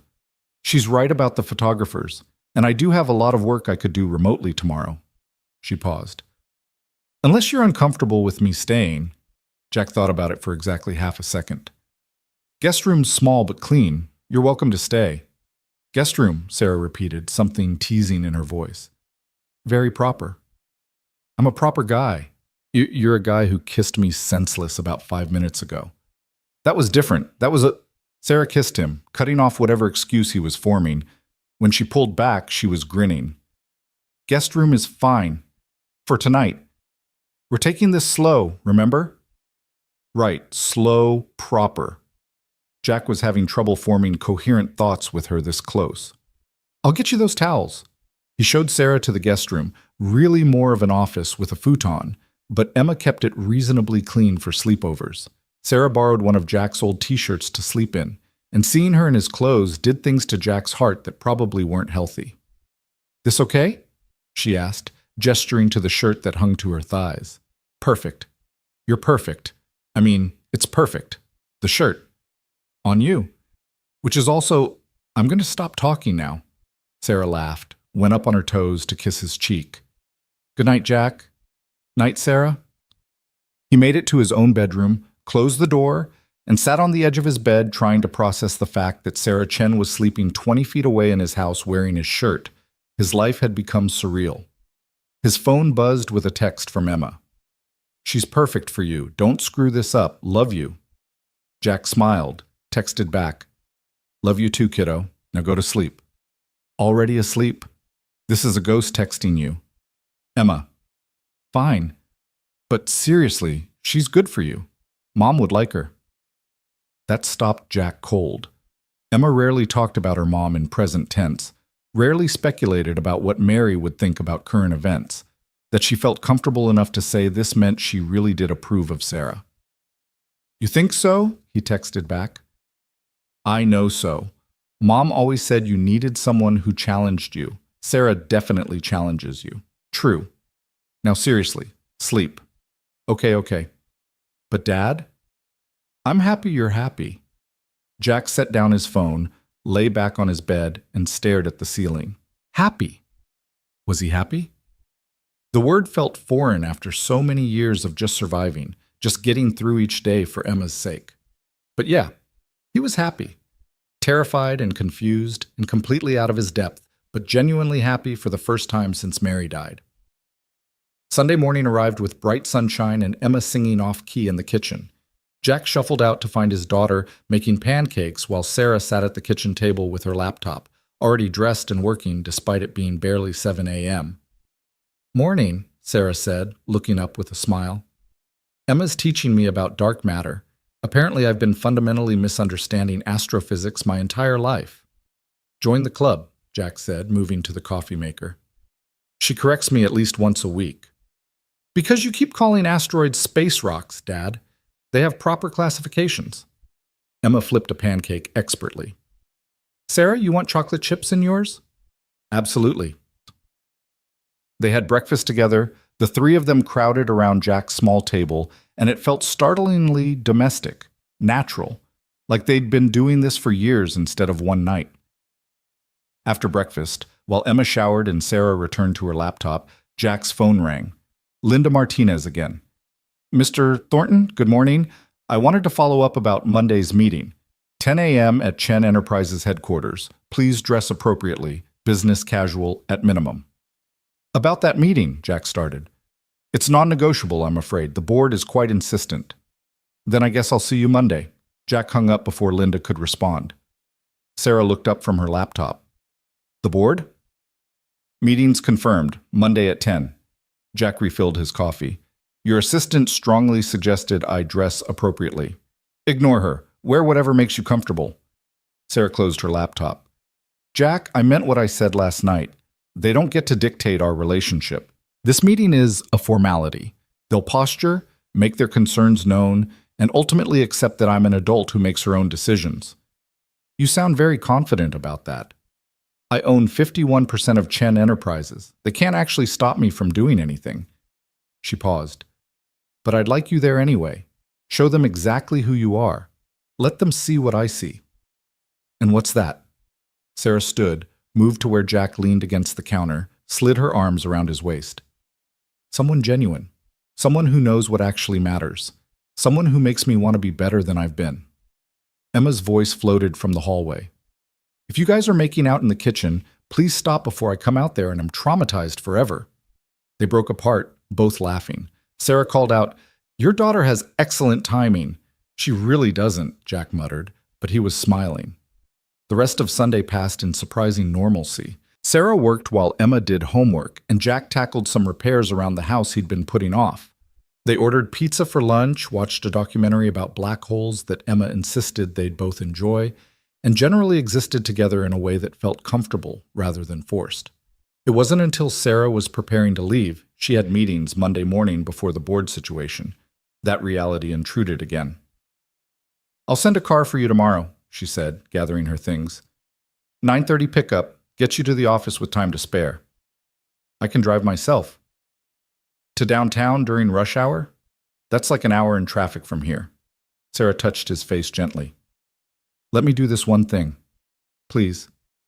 Jack nodded and Sarah kissed him goodbye. A real kiss, full of promise and heat, completely inappropriate with Emma in the next room, but neither of them cared. "Monday, then," Sarah whispered against his lips. "Monday." She left, and the house felt emptier without her. Emma appeared in the doorway, watching Sarah's car pull away. "You really like her," Emma observed. "I really do." "Good, because she really likes you too." Emma turned to face him. "Dad, I know this is scary. New relationship, complicated situation, all that stuff. But you deserve to be happy, and she makes you happy. So whatever happens tomorrow with those board people, don't let them take that away from you." Jack pulled his daughter into a hug. "When did you get so wise?" "I've always been wise. You just don't listen." Monday morning, Jack stood in front of his closet, having a minor crisis. Business casual, Linda had said. But Jack's version of business casual was khakis and a button-up, and he had a feeling Chen Enterprises' version was something entirely different. Emma appeared in his doorway, holding up a crisp white dress shirt. "Found this in the back of your closet. It's from Mom's funeral, but it still fits. Wear this with your dark jeans, and you'll be fine." "Since when are you a fashion consultant?" "Since my dad started dating a CEO and needs to not embarrass himself." She thrust the shirt at him. "And Dad? Just be yourself." That's who she fell for. The car arrived precisely at 9:30, a sleek black sedan with a professional driver who didn't try to make small talk. Jack appreciated that. He was nervous enough without having to maintain polite conversation. Chen Enterprises' headquarters was a glass and steel tower in the heart of downtown, the kind of building that screamed money and power. Jack had driven past it hundreds of times, but never imagined he'd actually enter. The lobby alone was probably bigger than his entire house. Linda Martinez met him at security, clipboard in hand and expression neutral.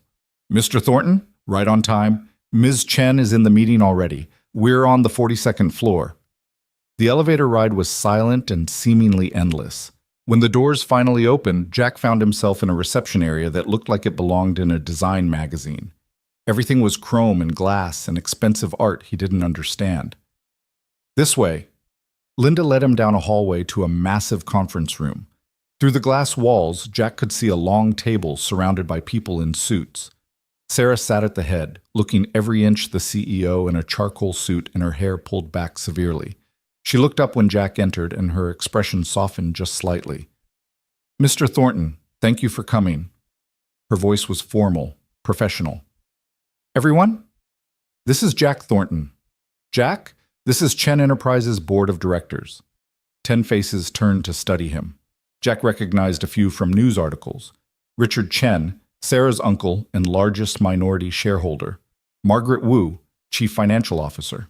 David Park, head of operations. The others were strangers, but they all wore the same expression, calculating skepticism. "Mr. Thornton."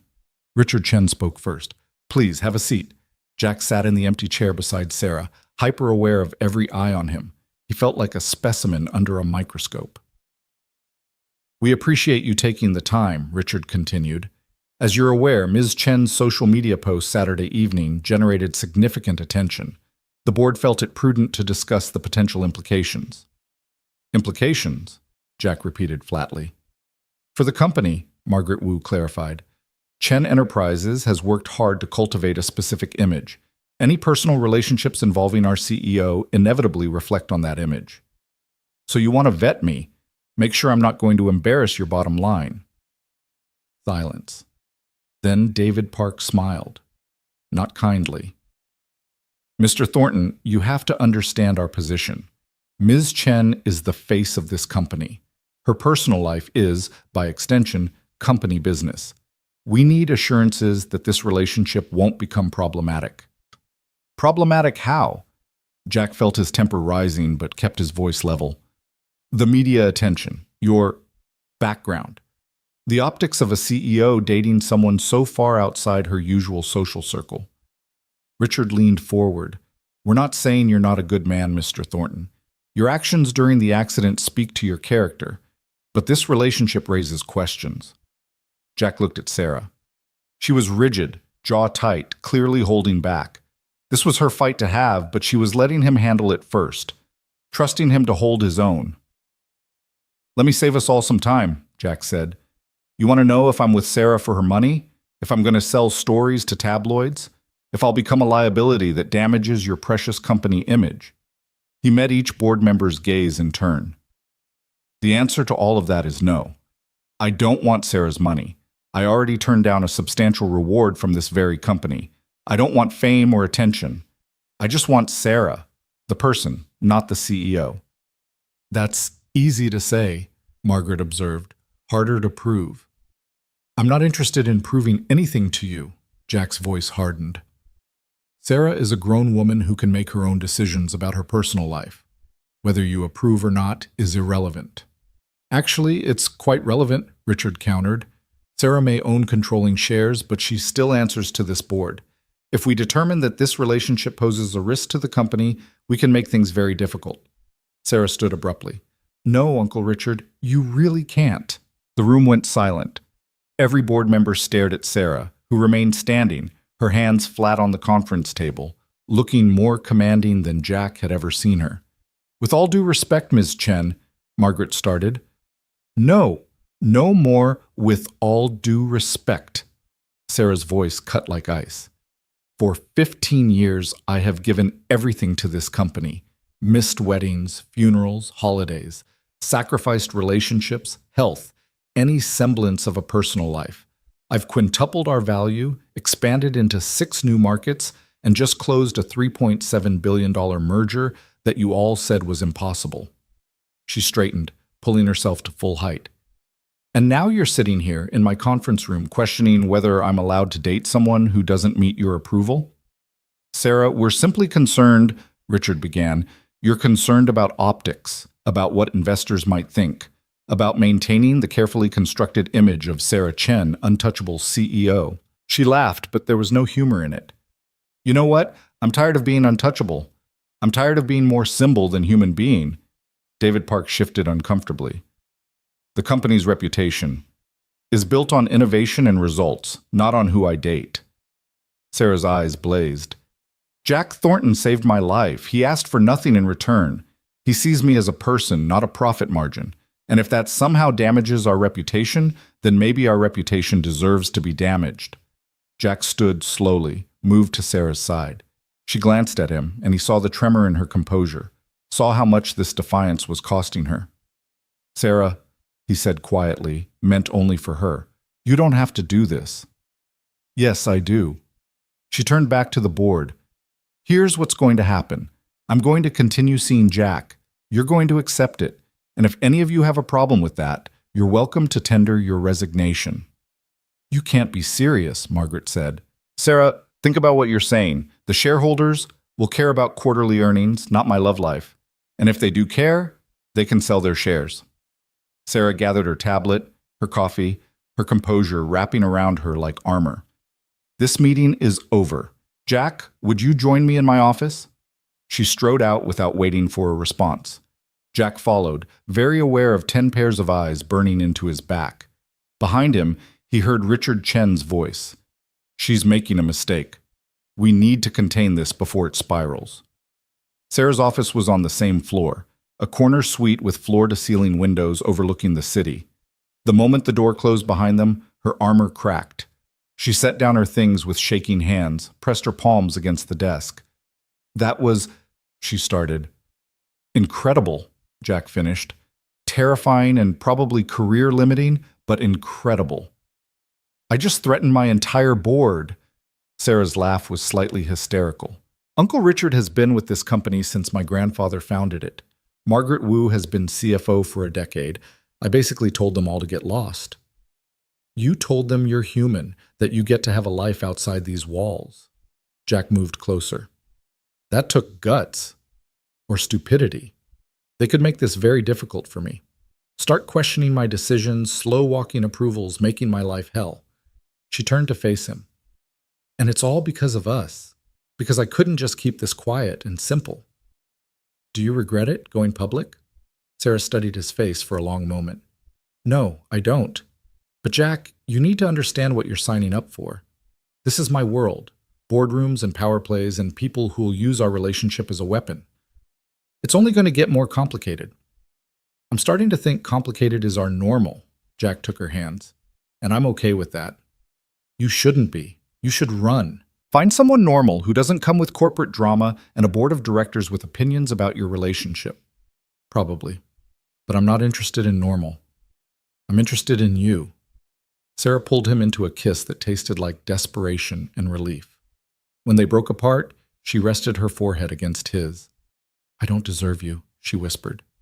Good thing it's not about deserving. It's about choosing. Jack kissed her temple. And I choose this. I choose you. Complicated board meetings and all. A knock interrupted them. Linda Martinez poked her head in, her expression carefully neutral.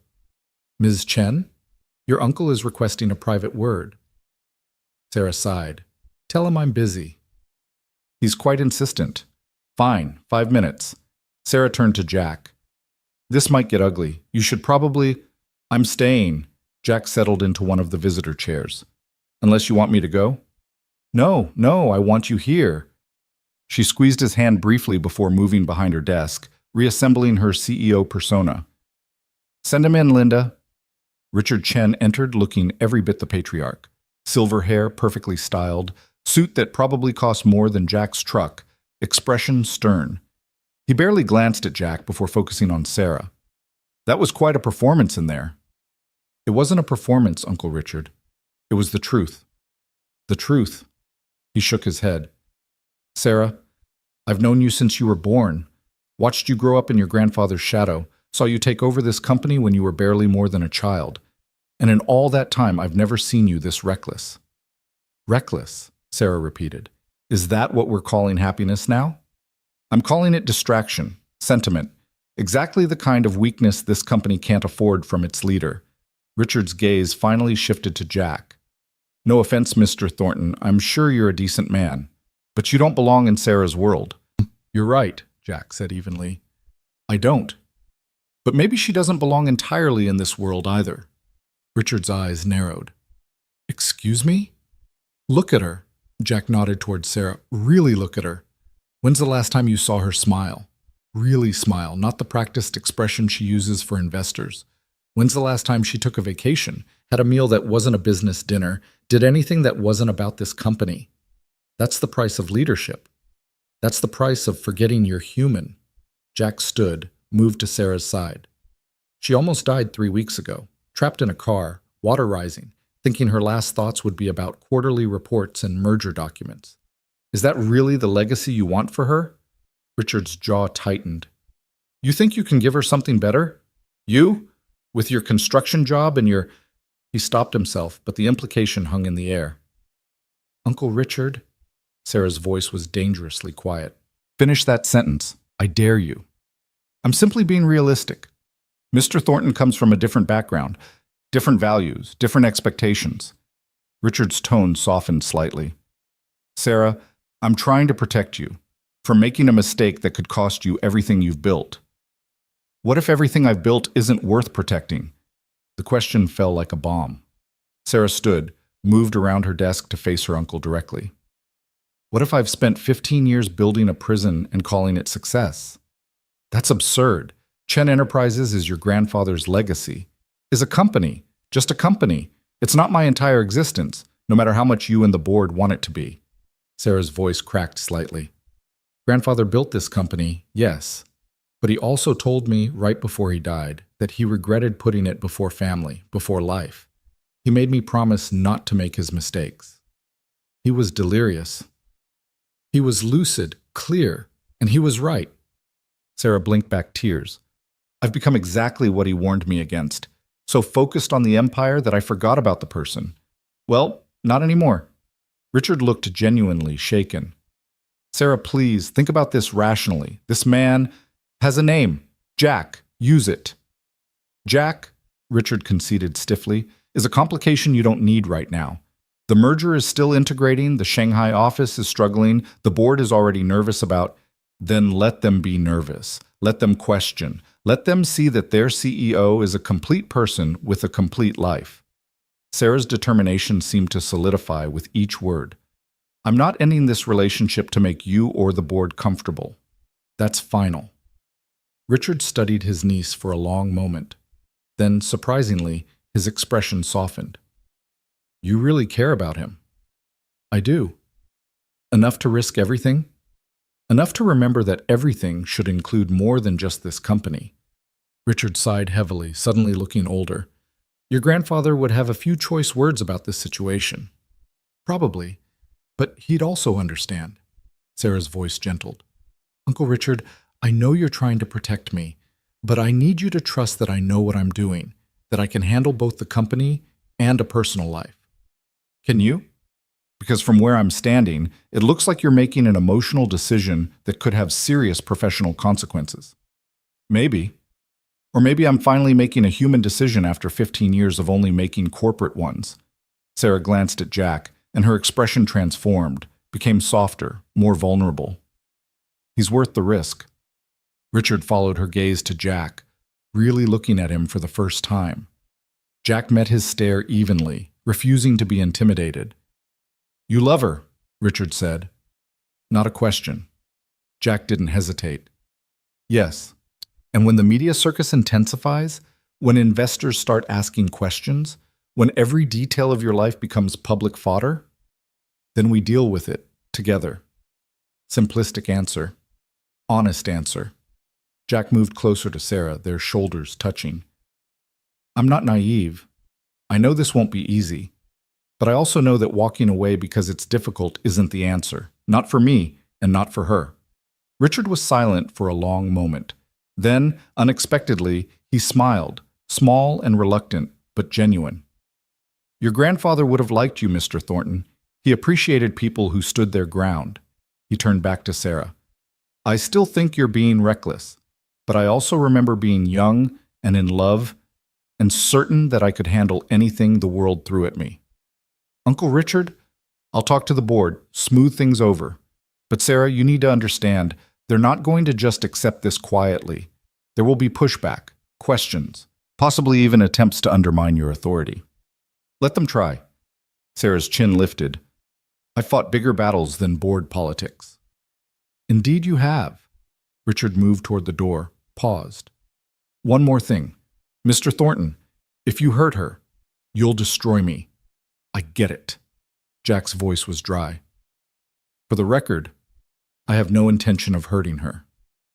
Intentions and outcomes are different things. Remember that. Richard left, closing the door softly behind him. Sarah sagged against her desk. That went better than expected. Better? He basically threatened to have me killed. No, he threatened to destroy you. Killing would be too quick for Uncle Richard. Sarah laughed weakly. But he's going to help with the board. That's huge. Jack pulled her close, let her rest against his chest. Are you okay? I just defied my entire board of directors and told my uncle that I'm prioritizing my love life over corporate concerns. I should be panicking. She tilted her head up to look at him. But I'm not. I feel free, lighter, like I've been holding my breath for 15 years and finally remembered how to exhale. That's good, right? That's terrifying. But she was smiling. Jack, I just jeopardized everything I've spent my adult life building. For us. For the possibility of us. Regret it? Ask me again in 5 years. It's a date. They stood there in her office, holding each other while the city sprawled below, and somewhere in the building, a board of directors probably plotted damage control. Jack's phone buzzed, a text from Miguel. Heard you had a meeting with the suits. Still alive? He typed back one-handed. Barely. Tell you later. Sarah's phone also started buzzing. She ignored it at first, but the notifications kept coming. Finally, she checked, then groaned. What? News leaked about the board meeting. Someone posted that there was an emergency session regarding CEO's relationship status. Twitter's having a field day. We're trending again? Number 2 worldwide this time. You moved up from number 7. Sarah scrolled through her phone, wincing. Oh, this is lovely. Chen Enterprises in crisis as CEO chooses construction worker over company. Real subtle. Is that going to be a problem? For the stock price, maybe. But Richard wasn't wrong. Investors mostly care about earnings, not my dating life. Once they see the quarterly reports are still strong, they'll calm down. And if they don't? Sarah set down her phone, cupped Jack's face in her hands. Then they don't. Jack, I meant what I said in that meeting. You're worth it. This, us, is worth it. And I'm done letting fear dictate my choices. That's a big change from 3 weeks ago. 3 weeks ago, I was trapped in a car waiting to die. Funny how near-death experiences rearrange your priorities. She kissed him softly. You rearranged my priorities. Made me remember what actually matters. Happy to help, though there were probably less dramatic ways to reach that conclusion. Where's the fun in that? Linda knocked again, poked her head in without waiting. Ms. Chen, I have your afternoon schedule. Conference call with Shanghai at 2, investor briefing at 3:30, and the marketing team needs approval on... She stopped, seeing them still in embrace. Should I come back? No, it's fine. Sarah reluctantly stepped back from Jack. What does the rest of my day look like? Fully booked until 7. Then you have the charity gala tonight. Sarah closed her eyes briefly. I forgot about the gala. It's the Children's Hospital fundraiser. You're the keynote speaker. Linda consulted her tablet. Your dress is already at your apartment. Hair and makeup team arrives at 5. Right, of course. Sarah turned to Jack. I'm sorry, this is your job. I understand. Jack picked up his jacket. I should get going anyway. Let you actually work. Jack, it's fine. Really? He kissed her forehead. Text me after the gala? It'll be late, probably midnight. I'll be up. He left before she could protest further, nodding to Linda on his way out. The elevator ride down felt longer than the ride up, and Jack spent it processing everything that had just happened. Sarah had stood up to her board for him, chosen him over their approval, risked professional consequences for their relationship. The weight of that was starting to sink in. Outside, the city was bright and busy, oblivious to the corporate drama playing out in the tower above. Jack's phone rang as he waited for a cab. Emma. Hey, kiddo, shouldn't you be in class? Lunch break. How'd the meeting go? It went. How'd you even know about it? Dad, it's on the news. Chen Enterprises board meets to discuss CEO's controversial romance. You're famous. Jack rubbed his temples. I'm really not.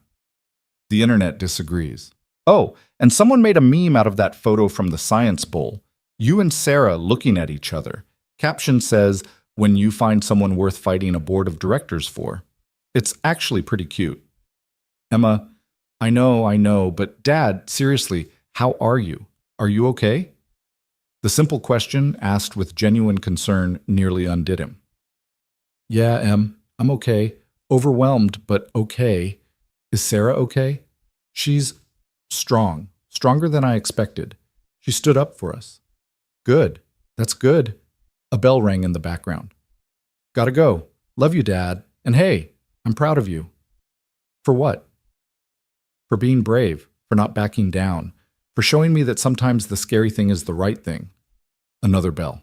Seriously gotta go. Mrs. Peterson's giving me the look. Bye. She hung up before Jack could respond.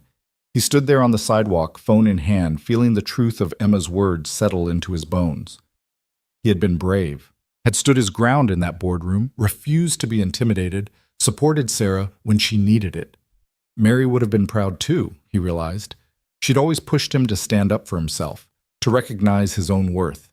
She would have liked Sarah, would have approved of someone who challenged him to be more than he thought he could be.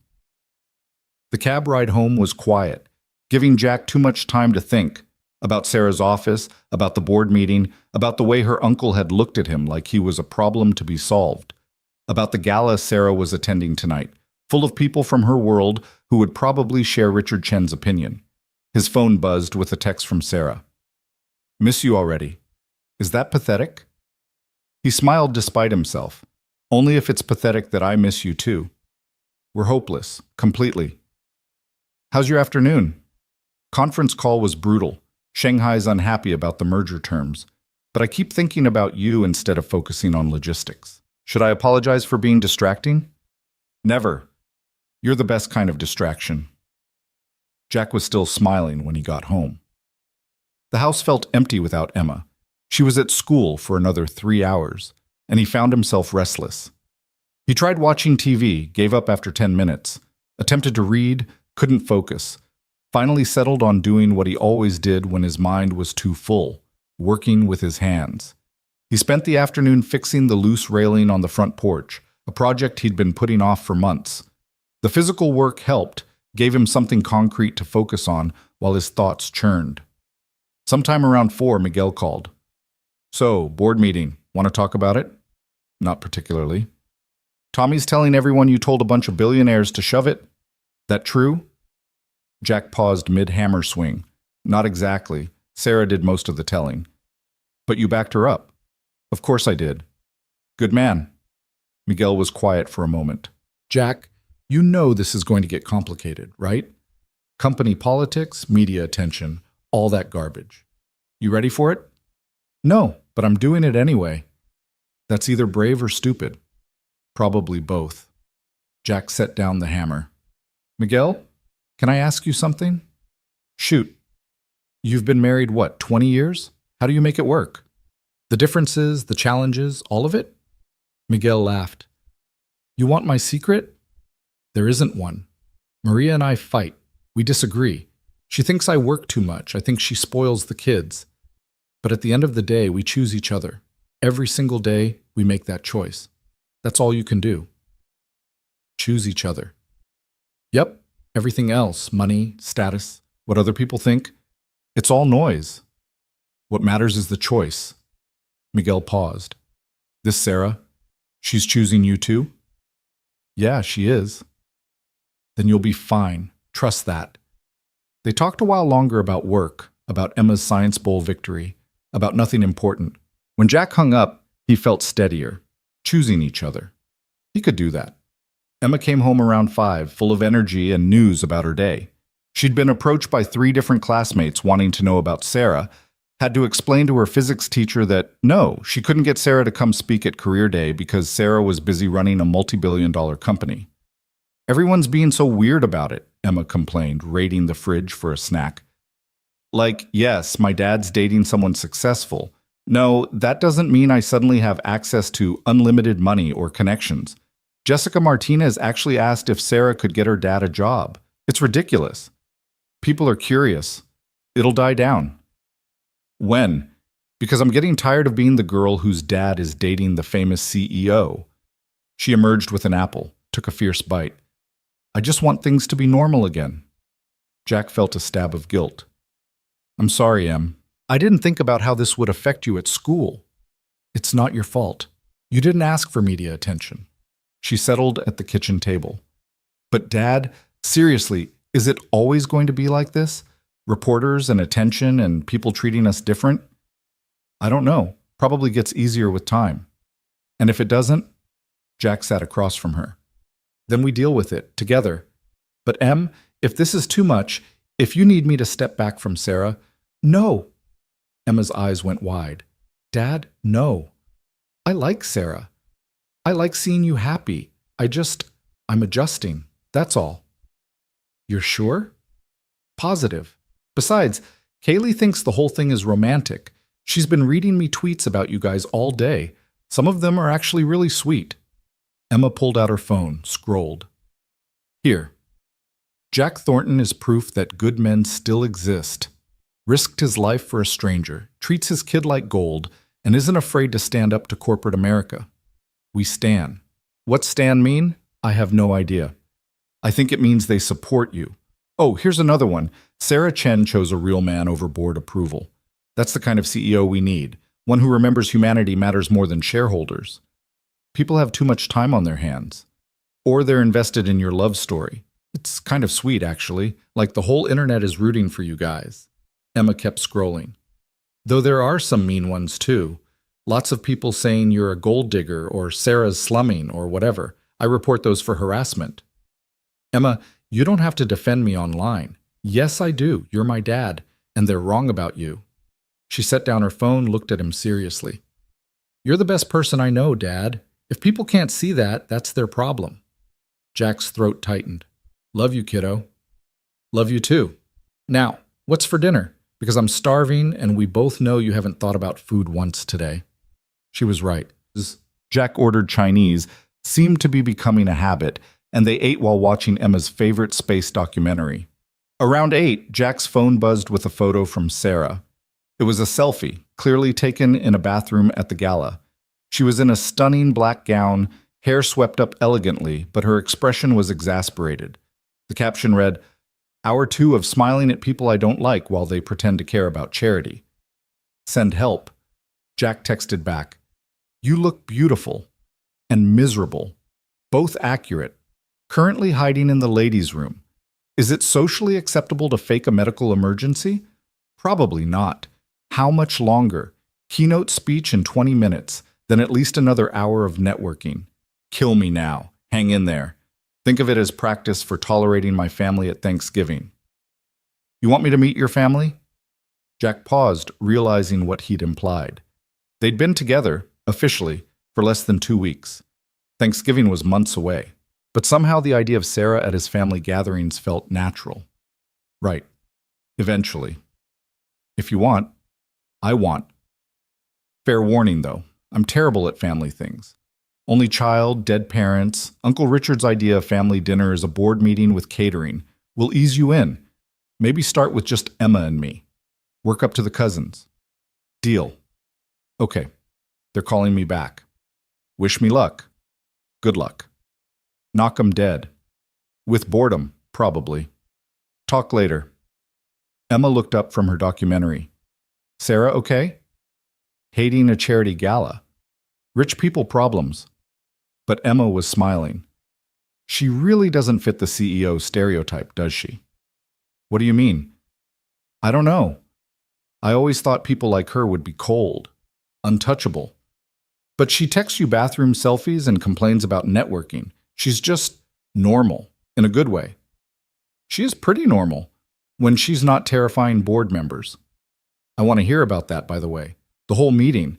Don't leave anything out." So Jack told her, editing only slightly for age appropriateness. Emma listened with rapt attention, gasping at the right moments, cheering when Sarah stood up to the board. "She told them she'd rather have you than their approval?" Emma's eyes shone. "Dad, that's like something from a movie. Real life, kiddo." "I know, but still, how many people would actually do that? Risk everything for someone they've known a few weeks?" Emma hugged her knees to her chest. "She must really love you." "She hasn't said that. She doesn't have to. It's obvious." Jack thought about that after Emma went to bed, about love and choices and the terrifying speed at which his life had transformed. 3 weeks ago, he'd been alone, focused only on Emma and work, and getting through each day. Now he was dating a CEO, trending on Twitter, and contemplating Thanksgiving dinners with someone he was absolutely, terrifyingly falling in love with. His phone rang around 11:30. Sarah, finally free from the gala. "Hey," her voice was tired. "Sorry for calling so late." "I told you I'd be up. How was it?" "Excruciating. 3 hours of people who donate to charity for tax breaks and social capital, pretending they care about sick children." Sarah sighed. "Though we did raise $2 million, so I guess the pretending serves a purpose." "That's good, right?" "It's necessary. I just hate the performance of it all. The fake smiles, the strategic conversations, the networking that's really just transactional relationships dressed up as friendship." A pause. "Is it terrible that the only thing that got me through tonight was thinking about you?" "Not terrible. Kind of nice, actually. I kept imagining what you'd say about everything. The overpriced wine, the speeches that were 90% self-congratulation, the woman who cornered me about her son's startup and couldn't take no for an answer." Jack laughed. "What would I say?" "Probably something honest and cutting that would make me laugh. You have a gift for seeing through bullshit." Sarah's voice softened. "I miss you. I know that's ridiculous. We spent this morning together, but I miss you." "I miss you too." "Can I see you tomorrow? I have meetings until 3, but after that I'm free." "Emma has tutoring until 5. Could do dinner after." Perfect. Though fair warning, I'm about to ask you something that might sound crazy. Jack sat up straighter. Okay, come to the Singapore conference with me next month. What? Chen Enterprises is opening a new office there. Big deal, lots of presentations and networking. It's a week-long trip and I have to go, but I'd really like you there with me. Sarah rushed on. I know it's a lot to ask. You'd miss work and Emma would have to stay with someone, and it's probably too soon for international trips, but yes. Silence. Then, yes? Yeah, I'll come. Might take some convincing Miguel to give me the time off, but yes. Really? Just like that? Sarah, you told your board of directors to shove it for me today. I think I can handle a business trip to Singapore. It won't be just business. There'll be formal dinners, conferences, people judging every move we make. You'll have to wear suits and make small talk with international investors and, Sarah, breathe. I said yes, I'm in. You're sure? Completely. Jack smiled into the phone. Besides, never been to Singapore. Might be fun. Fun is not the word I'd use for corporate conferences. Then we'll make our own fun. Play corporate bingo, rate the boring speeches, sneak away when no one's looking. Sarah's laugh was bright with relief. Have I mentioned I'm falling for you? Jack's heart stuttered. You might have implied it. I'm making it explicit. Jack Thornton, I am absolutely, irrevocably falling in love with you. It's terrifying and inappropriate and probably happening way too fast, but it's true. Good, Jack managed, his voice rough. Because I'm falling too. Have been since you asked why someone like me would save someone like you. Stupid question, by the way. I know. I'm sorry I ever asked it. Don't be. It led us here. They talked until nearly 1 a.m. about nothing and everything. Emma's latest astronomy obsession, Sarah's plans for the Singapore office, what they'd have for dinner tomorrow, whether Jack looked better in blue or gray. When they finally said goodnight, Jack lay in bed staring at the ceiling, feeling like his entire world had tilted on its axis. Sarah loved him, or was falling in love with him, which was close enough. And he loved her back, this impossible woman who'd crashed into his life and turned everything upside down. His phone buzzed one more time, a text from Sarah. Sweet dreams. And Jack? Thank you for choosing me, every day. It means more than you know. He typed back, always. That's the easiest choice I've ever made. The next week fell into a pattern that somehow felt both surreal and natural. Sarah would text him good morning before her first meeting. Jack would call during his lunch break. They'd have dinner 3 or 4 nights a week, sometimes at Jack's house, sometimes at restaurants that Sarah insisted on paying for despite Jack's protests, once memorably at Sarah's penthouse, where Emma had stared wide-eyed at the floor-to-ceiling windows and declared it basically a spaceship. The media attention started to ease, as Sarah predicted. There were still occasional photographers, still tweets and speculation, but the feeding frenzy had calmed to a dull roar. Jack learned to ignore the cameras, to walk past reporters without engaging, to let Sarah's security team handle the worst of it. Emma adjusted too, finding her footing at school once the initial curiosity died down. She even started to enjoy some aspects of it, particularly when Sarah arranged for her to tour the observatory at the university, complete with a private session with the head astronomer who let Emma look through telescopes that cost more than Jack's house. She didn't have to do that, Jack said when Sarah mentioned it casually over dinner. I wanted to. Emma's brilliant. She should have access to resources that match her potential. Sarah picked at her pasta. Besides, seeing her face when she looked through that telescope, that was worth every favor I had to call in. You're good for her, for both of us. I hope so. Sarah set down her fork. Jack, about Singapore, I need to prepare you for something. That sounds ominous. Not ominous, just realistic. Sarah took a breath. The international business community is different from here, more formal, more traditional. Some of the executives we'll meet, particularly the older generation, they're going to have opinions about us, about you. Let me guess. Wrong social class, wrong background, wrong everything? Basically.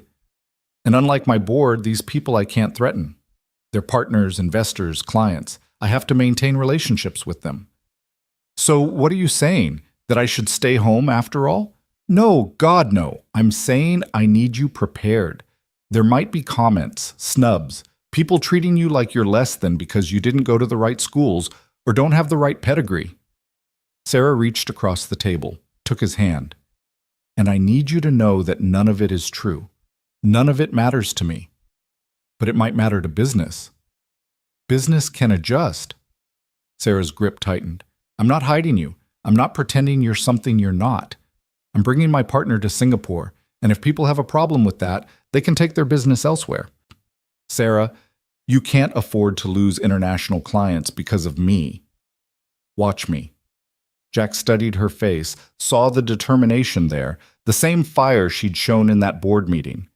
You're serious? Completely. Jack, I spent 15 years playing by everyone else's rules, pretending to be what they wanted, sacrificing everything for corporate approval. I'm done with that. You're part of my life now, a big part. And I'm not apologizing for that. Even if it costs you professionally? Even then. Sarah stood, moved around the table to his side. Though honestly, I think it might help more than hurt. Turns out people respond to authenticity. The merger numbers are up since we went public. Employee satisfaction scores are climbing. Investors appreciate seeing a CEO who's a real person, not just a corporate robot. So I'm good for business? You're good for me. That makes you good for business. She settled into his lap, arms around his neck. Plus, you clean up nice in a suit. The Singapore executives won't know what hit them. I don't own a suit. We'll fix that. I know a tailor. Sarah, let me do this, please. Consider it a business expense. You're representing Chen Enterprises internationally. You need to look the part. Jack wanted to argue, but the plea in her voice stopped him. This mattered to her, he realized. Not because she was ashamed of him, but because she wanted to give him armor for the battle ahead. Okay, 1 suit for Singapore. 3 suits, 1 for the opening ceremony, 1 for the investor dinner, 1 for the closing gala. That's excessive. That's appropriate. Sarah kissed him softly. Trust me on this. Let me help you navigate my world. Fine. 3 suits. But I'm paying. With what? Your construction salary? I have savings. Not a lot, but enough. Sarah pulled back to look at him seriously. Jack, a single suit from the tailor I use costs about $4,000. You'd blow your entire savings on conference clothes. Jack's stomach dropped. $4,000 for 1 suit? Welcome to my world. Sarah's smile was sympathetic. And before you argue, this is on me. Call it a gift. Call it a business expense. Call it whatever makes you comfortable. But you're not spending your savings on my corporate requirements. I don't want to be someone you have to dress up and parade around. You're not. You're someone I want by my side. The suits are just packaging. They don't change who you are. She cupped his face in her hands. You could show up in jeans and a t-shirt, and you'd still be the most real person in that conference center. But this way, people will have one less thing to judge you for. Jack leaned into her touch. When did life get so complicated? About 3 weeks ago. Aren't you glad? Despite everything, he smiled. Yeah, I am. They were still sitting like that, wrapped up in each other, when Emma came home from tutoring. She took one look at them and groaned. Living room is a public space, you guys. There are rules. We're just sitting, Sarah said innocently. You're sitting in his lap. That's advanced sitting. But Emma was grinning. Also, Dad, Miguel called the house phone, said you need to call him back about the Singapore trip. Jack gently moved Sarah aside and grabbed his phone. 3 missed calls from Miguel. He stepped into the kitchen, called back. Finally, Miguel answered. Been trying to reach you for an hour. Sorry, phone was on silent. What's up? Singapore. You really going? That's the plan. I was going to talk to you about time off. Already approved. Full week, paid. Jack blinked. Paid? Miguel, I can't afford to take paid time off for a personal trip. It's not personal, it's business. Miguel's voice held a smile. Got a call today from Chen Enterprises HR. They're hiring us for a project. Renovation of their new Singapore office. Big contract, great money. And they specifically requested you as the on-site consultant for the week you'll be there. They what? Hired you, officially. You'll be working, just in Singapore instead of here. Same salary, plus travel stipend and accommodations. Miguel paused. Let me guess. You didn't know about this? No idea. Yeah, figured. Your girlfriend pulled some strings. Hope you don't mind. Jack looked into the living room where Sarah was showing Emma something on her phone, both of them laughing. She'd done this. Created a job, a reason, a way for him to go to Singapore without it being charity. No, Jack said quietly. I don't mind. Good, because it's a sweet deal and I wasn't turning it down. Details will be in your email. Meeting next week to go over the project scope. They talked logistics for a few more minutes before hanging up. Jack returned to the living room, caught Sarah's eye. She looked up, read something in his expression, and her smile turned knowing. Miguel called, Jack said. Did he? About a very interesting job offer. Imagine that. Emma looked between them. What job offer? Apparently Chen Enterprises needs renovation work in Singapore, and they specifically requested me as a consultant. Jack crossed his arms, trying for stern and failing. Funny timing. Hilarious, Sarah agreed, but purely coincidental. We do need renovation work. The Singapore office is a disaster, and you are the best construction consultant I know. I'm the only construction consultant you know. Details. Sarah stood, moved to him. Jack, I didn't do this to trick you or make you feel obligated. I did it because it's actually true. We do need the work.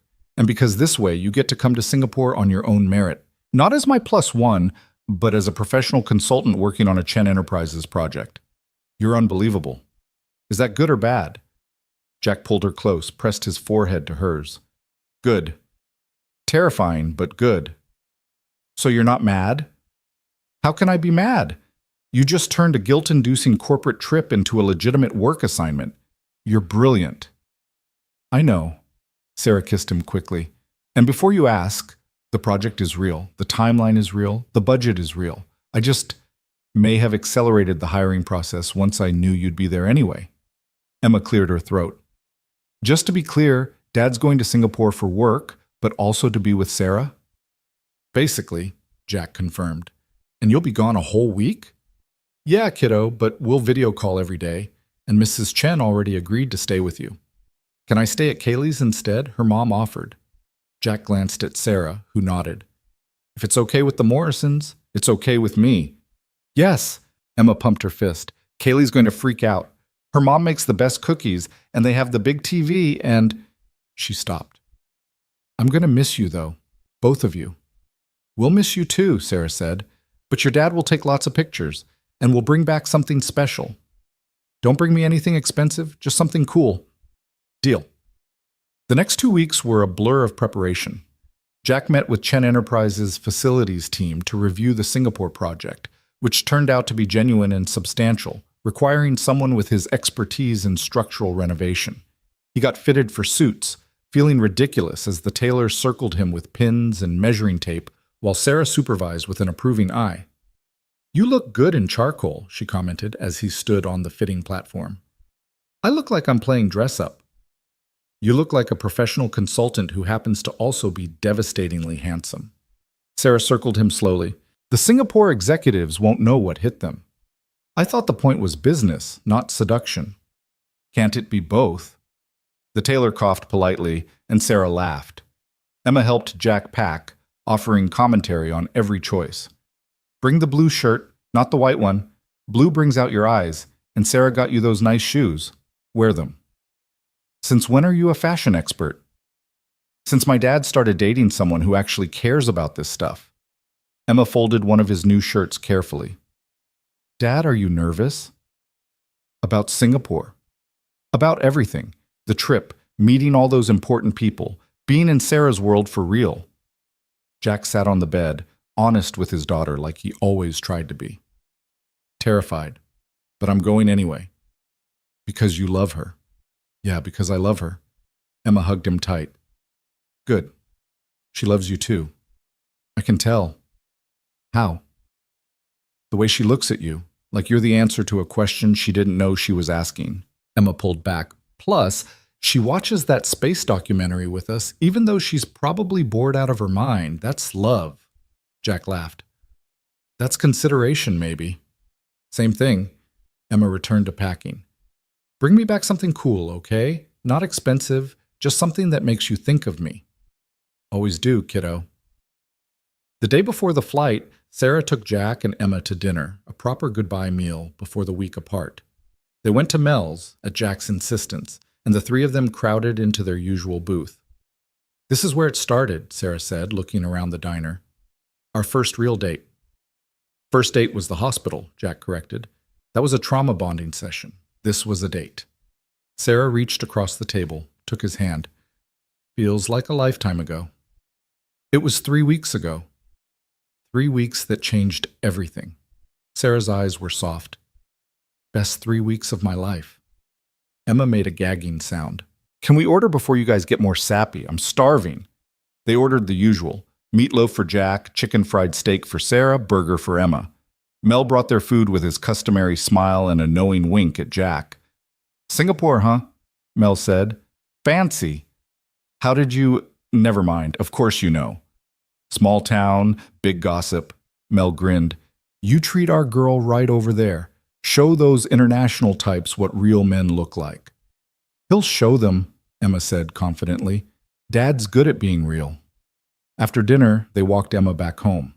Sarah had insisted on coming, even though it meant a late night before an early flight. At the door, Emma hugged Sarah tight. Take care of him, Emma whispered, and bring him back in one piece. I promise. Sarah hugged her back. And Emma, thank you for sharing him with me. Just don't forget to share him back. Jack kissed Emma goodnight, promised again to call every day, and watched her head inside. Then he and Sarah stood on his front porch, neither quite ready to say goodbye. This is it, Sarah said. Tomorrow we're flying halfway across the world together. Having second thoughts? Never. She stepped closer. Jack Thornton, I love you. Completely, terrifyingly, irrevocably. And I'm about to show you off to the entire international business community. Jack's heart felt too big for his chest. I love you too, even though you're crazy and you dress me in $4,000 suits and you turn my simple life completely upside down. Especially because of all that, Sarah corrected, and kissed him under the porch light, while somewhere inside Emma probably watched and smiled. Tomorrow they'd fly to Singapore. Tomorrow the real test would begin. Jack in Sarah's world completely, surrounded by her colleagues and competitors and critics. Tomorrow would bring new challenges, new judgments, new obstacles to navigate. But tonight, they had this, the porch, the kiss. The love they'd chosen despite every logical reason not to. And somehow, that felt like enough to face whatever came next. The flight to Singapore was 18 hours of luxury Jack had never experienced. First-class seats that converted to beds, food that actually tasted good, flight attendants who knew Sarah by name and treated Jack with careful courtesy. Sarah worked for the first few hours, laptop balanced on the tray table, occasionally asking Jack's opinion on renovation plans or presentation slides. You don't have to pretend I understand all this, Jack said when she showed him a complex financial projection.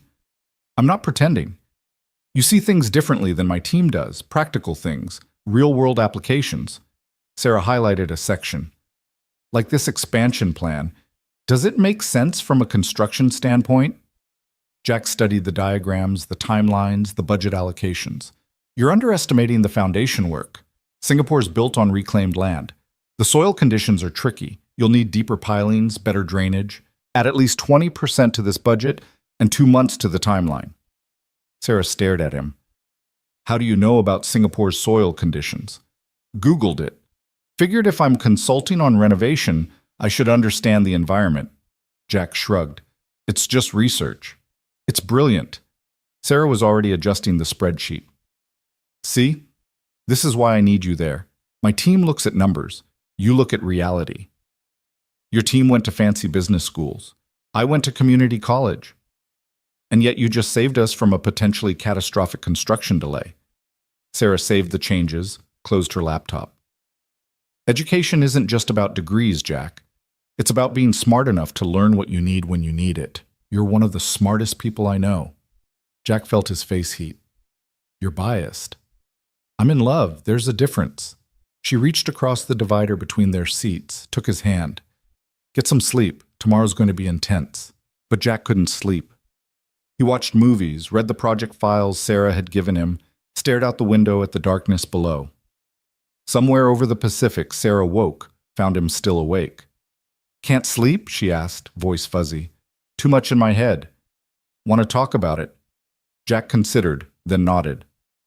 Sarah unbuckled, slipped into the seat beside him, tucked herself against his side.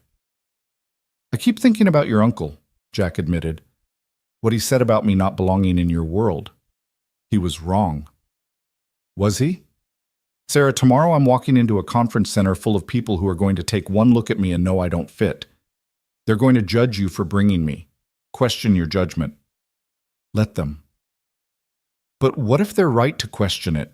What if I embarrass you, say the wrong thing, use the wrong fork at dinner, prove that I really don't belong?" Sarah sat up, turned to face him fully. "Jack Thornton, listen to me. The people who'll judge you tomorrow? Most of them are miserable.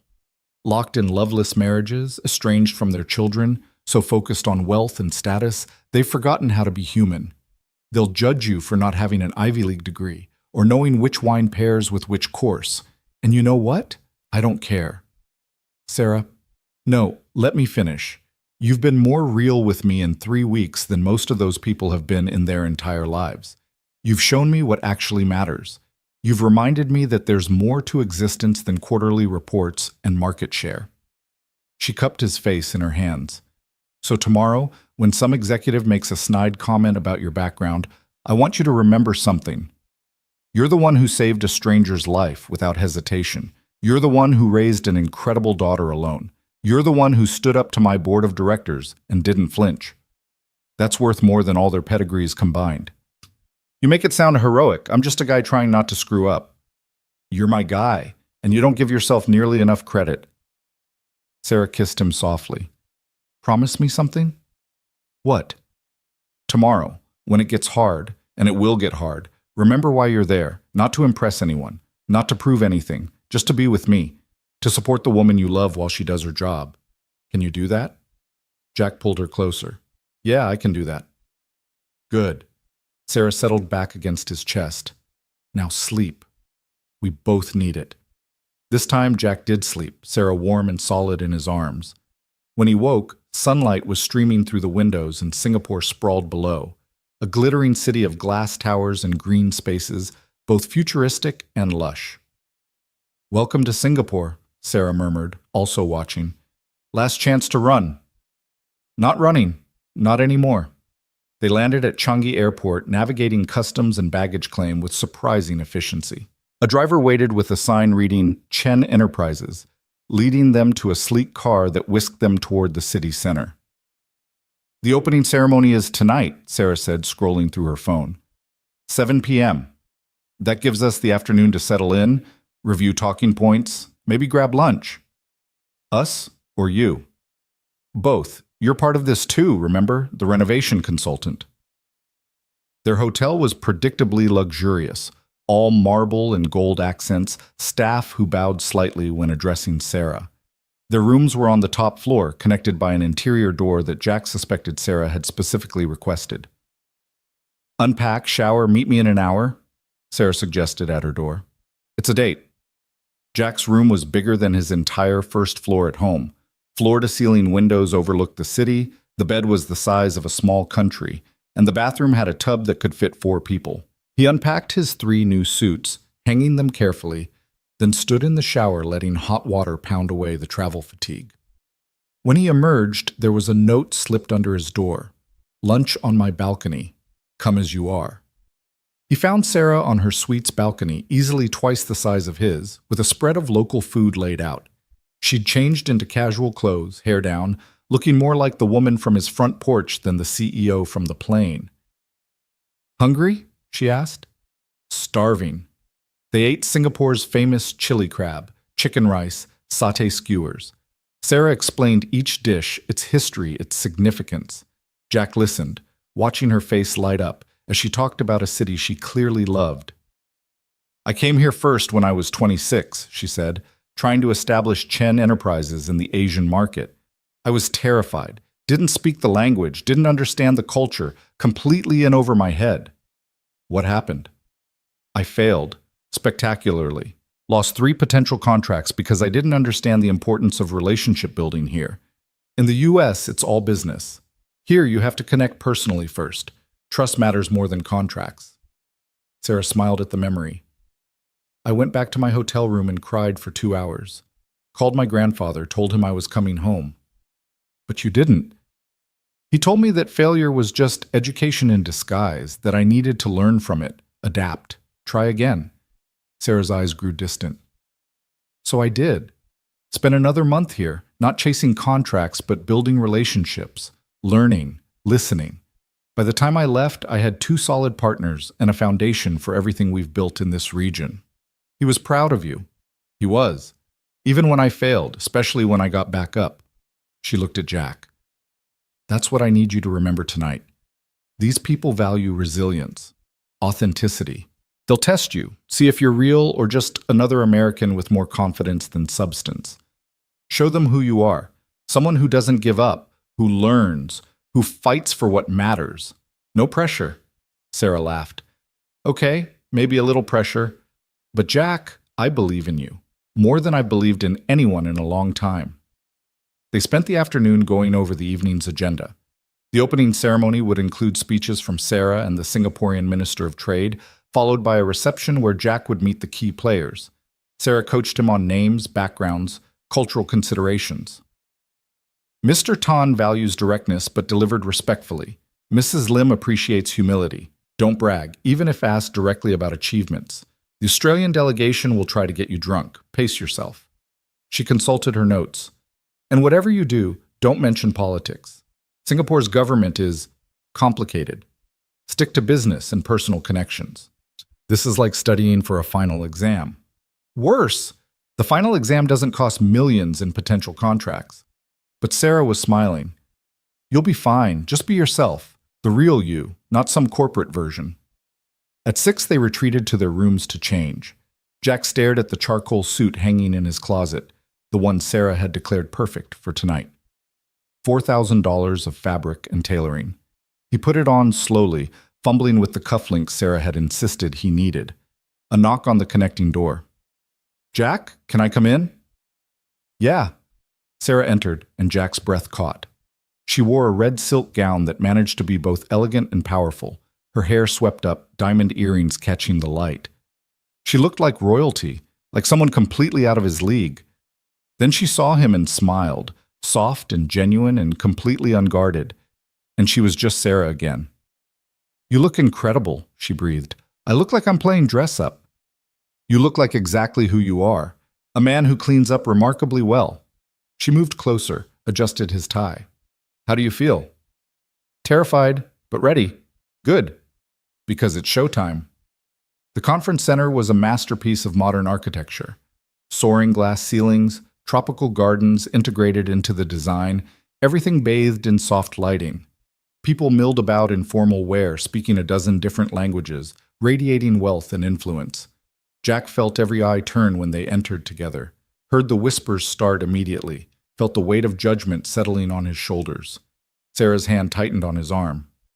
Head up, you belong here. She led him through the crowd, stopping to greet people, making introductions. Jack shook hands, smiled politely, tried to remember all the names and protocols Sarah had taught him. Most people were cordial, if reserved. A few were openly curious. And some, like the British executive who looked Jack up and down with barely concealed disdain, were clearly skeptical. Mr. Thornton, the man said, voice dripping with condescension. Sarah tells us you're consulting on the renovation. What's your background in international construction projects? None, Jack admitted. But I've got 15 years of structural work in challenging conditions. Singapore's soil issues aren't that different from the mountain foundations I've worked with back home. Different scale, same principles. I see. And your educational credentials? Sarah stiffened beside him, but Jack kept his voice even. Community college. Learned most of what I know on the job. How practical. The man's smile didn't reach his eyes. Well, I'm sure you'll find this week educational. He moved away before Jack could respond. Sarah looked ready to chase him down, but Jack stopped her. Don't. He's not worth it. He's a condescending ass who just implied you're unqualified. Yeah, he did. But getting angry proves his point. Better to prove him wrong with results. Sarah studied him. When did you get so diplomatic? About 5 seconds ago. I'm improvising. The ceremony began with speeches that Jack barely heard. He was too focused on the faces in the crowd, reading their reactions, their judgments. Some looked at him with curiosity, others with dismissal.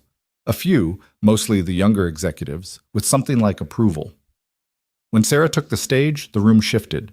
She commanded attention effortlessly, her speech about innovation and partnership delivered with perfect poise.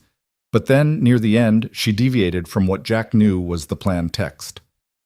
Before I close, I want to acknowledge someone, Sarah said, her eyes finding Jack in the crowd. 3 weeks ago, I almost died. Trapped in a car, certain my last thoughts would be about quarterly reports and market projections. Then someone pulled me out, risked his life for mine without hesitation, without asking for anything in return. That person reminded me what Chen Enterprises should really be about. Not just profit, but people. Not just success, but significance. The room was completely silent. Jack felt every eye turned to him. That person is here tonight. Jack Thornton, my partner in every sense, showed me that true leadership isn't about pedigree or credentials. It's about character, about doing the right thing when no one's watching, about being brave enough to be real in a world that rewards pretense. Sarah's voice strengthened. So as we open this new chapter for Chen Enterprises, I want us to remember that. Real innovation comes from real people solving real problems. Not from boardrooms, but from the ground up. That's the principle Jack lives every day, and it's the principle I want this company to embody. She stepped away from the podium to thunderous applause. But Jack barely heard it. He was too focused on the tears threatening to fall, on the overwhelming love for this woman who'd just publicly declared not just their relationship, but his worth to a room full of people who doubted it. Sarah made her way back to him through the crowd, ignoring the people trying to catch her attention. You okay? She asked quietly. You just told the entire international business community that you love me. I told them the truth. Problem? No. Jack pulled her close, propriety be damned. No problem at all. The reception that followed was easier. Sarah's speech had shifted something. People approached Jack differently now, with genuine curiosity instead of dismissal. The British executive even offered a grudging apology, admitted he'd been premature in his assessment. Mr. Tan, the Singaporean investor Sarah had specifically warned Jack about, cornered them by the bar. Mr. Thornton, he said, his accent crisp and precise. That was quite an endorsement from Ms. Chen. She's generous with her praise. Or accurate with her assessment. I've known Sarah 10 years, never heard her speak about anyone that way. Mr. Tan studied Jack carefully. Tell me, what do you see when you look at Chen Enterprises? Jack glanced at Sarah, who nodded slightly. Permission to be honest. I see a company that's forgotten its foundation, Jack said, literally and metaphorically. You're building up, expanding, reaching for new heights, but you've stopped maintaining the base. The Singapore office, the structure's sound, but the systems are outdated. You're pouring money into flash when you should be reinforcing fundamentals. Mr. Tan's eyebrows rose. You assess this from plans? From plans and research, but also from watching how the company operates. Everyone's focused on the next big thing. Nobody's protecting what you've already built. Jack took a risk. Sarah's speech tonight? That's her recognizing the same thing. Real innovation comes from solid foundations, not shiny surfaces. For a long moment, Mr. Tan just stared. Then he laughed. A genuine, delighted sound. You know what, Mr. Thornton? You're absolutely right. We've been so focused on growth, we've neglected maintenance, both structural and philosophical. He extended his hand. I look forward to working with you this week. I suspect you'll teach us quite a bit. He walked away, leaving Jack slightly stunned. Sarah was beaming. What just happened? You impressed the hardest person to impress in this room. Sarah kissed his cheek. That's what happened. The rest of the evening passed in a blur of conversations and connections. Jack found himself actually enjoying it, once he stopped trying to be someone he wasn't, and just engaged honestly. People responded to authenticity, just like Sarah had said. They made it back to the hotel around midnight, both exhausted. Sarah kicked off her heels in the elevator, sighing with relief. Feet are killing me. Remind me why I wear these torture devices? Because you look amazing in them? Flatterer. But she was smiling. You were incredible tonight, by the way. Natural. Real. Everything I knew you'd be. I told a major investor your company is neglecting fundamentals. That could have gone very wrong. But it didn't because you were right, and he knew it. Sarah leaned against him as the elevator climbed. You see things clearly, Jack. No corporate doublespeak, no pretense, just truth. That's rare in my world. They reached their floor, walked to their connected rooms. At Sarah's door, she paused. Stay with me tonight, just to sleep. I don't want to be alone. Neither do I. Sarah's room was identical to Jack's, but felt different with her in it. Softer somehow, more lived in despite them just arriving that morning.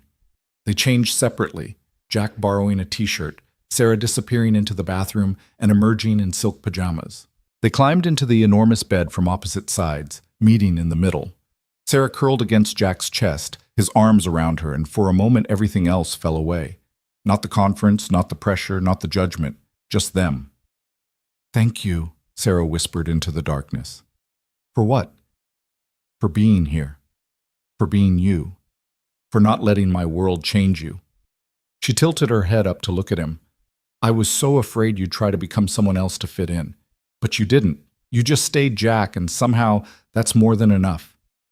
Sarah, I love you. That means I show up as myself, not some version I think you need. I love you too. So much it scares me sometimes. They fell asleep like that, wrapped around each other in a Singapore hotel room, while outside the city lights blazed and tomorrow waited with new challenges. The next 3 days were intense. Jack spent mornings touring the office renovation site, afternoon meetings with contractors and architects, reviewing plans and making recommendations. Evenings were filled with dinners and receptions where he stood beside Sarah, her partner in every sense. The British executive became an ally after Jack pointed out a structural flaw in the executive's own building plans. Mrs. Lim invited them to her home for tea, where she told stories about Singapore's history and asked Jack about Emma with genuine interest. The Australian delegation did try to get him drunk, but Jack paced himself and ended up having the best conversation of the week about fatherhood with their team lead. By the fourth day, Jack realized something had shifted. People didn't look at him as Sarah's questionable boyfriend anymore. They saw him as someone valuable in his own right, a consultant who brought practical wisdom, a man who didn't let status or wealth intimidate him. Sarah's partner? Yes, but also his own person. You've won them over, Sarah said that evening as they prepared for the investor dinner. Even the skeptics. I was just myself. Exactly. That's why it worked. Sarah adjusted his tie, the blue one that brought out his eyes, according to Emma. You ready for tonight? This is the big one. The investor dinner was at a private club overlooking the city, 40 people who collectively controlled billions in capital. Jack had been nervous about every other event, but this one actually terrified him. These were the people who could make or break Sarah's expansion plans. Just remember, Sarah coached as their car pulled up, listen more than you talk. When you do talk, be honest. And if anyone asks about us personally, tell them the truth. We're in love, it's real, and it's none of their business beyond that. Perfect. The dinner was as formal as Jack had feared. 6 courses, 3 different wine glasses, conversation that danced around business without directly addressing it. Jack found himself seated between a German banker and a Japanese tech investor, with Sarah across the table where he could catch her eye when needed. So, Mr. Thornton, the German banker said over the second course, you're the famous rescuer, yes? The one who saved Sarah from certain death. I pulled her out of a car. Someone else would have done the same. Perhaps, but you did it. And now you're here, in our world. How are you finding it? Jack considered his answer carefully. Honestly, it's exhausting. All the protocol, the posturing, the conversations that mean something other than what's actually said. I prefer directness. The banker laughed. Refreshing. Most Americans pretend to love our formality. You admit it's tedious. Different, not tedious. I respect the tradition. Just not natural for me. And yet you navigate it well. Better than many who were born to it. The banker studied him. Sarah chose wisely, I think. You ground her. Keep her human. She keeps herself human. I just remind her it's okay. The Japanese investor leaned in. Sarah speaks very highly of your renovation recommendations. She says you see problems others miss. I see practical issues. Everyone else is focused on the big picture, which is important.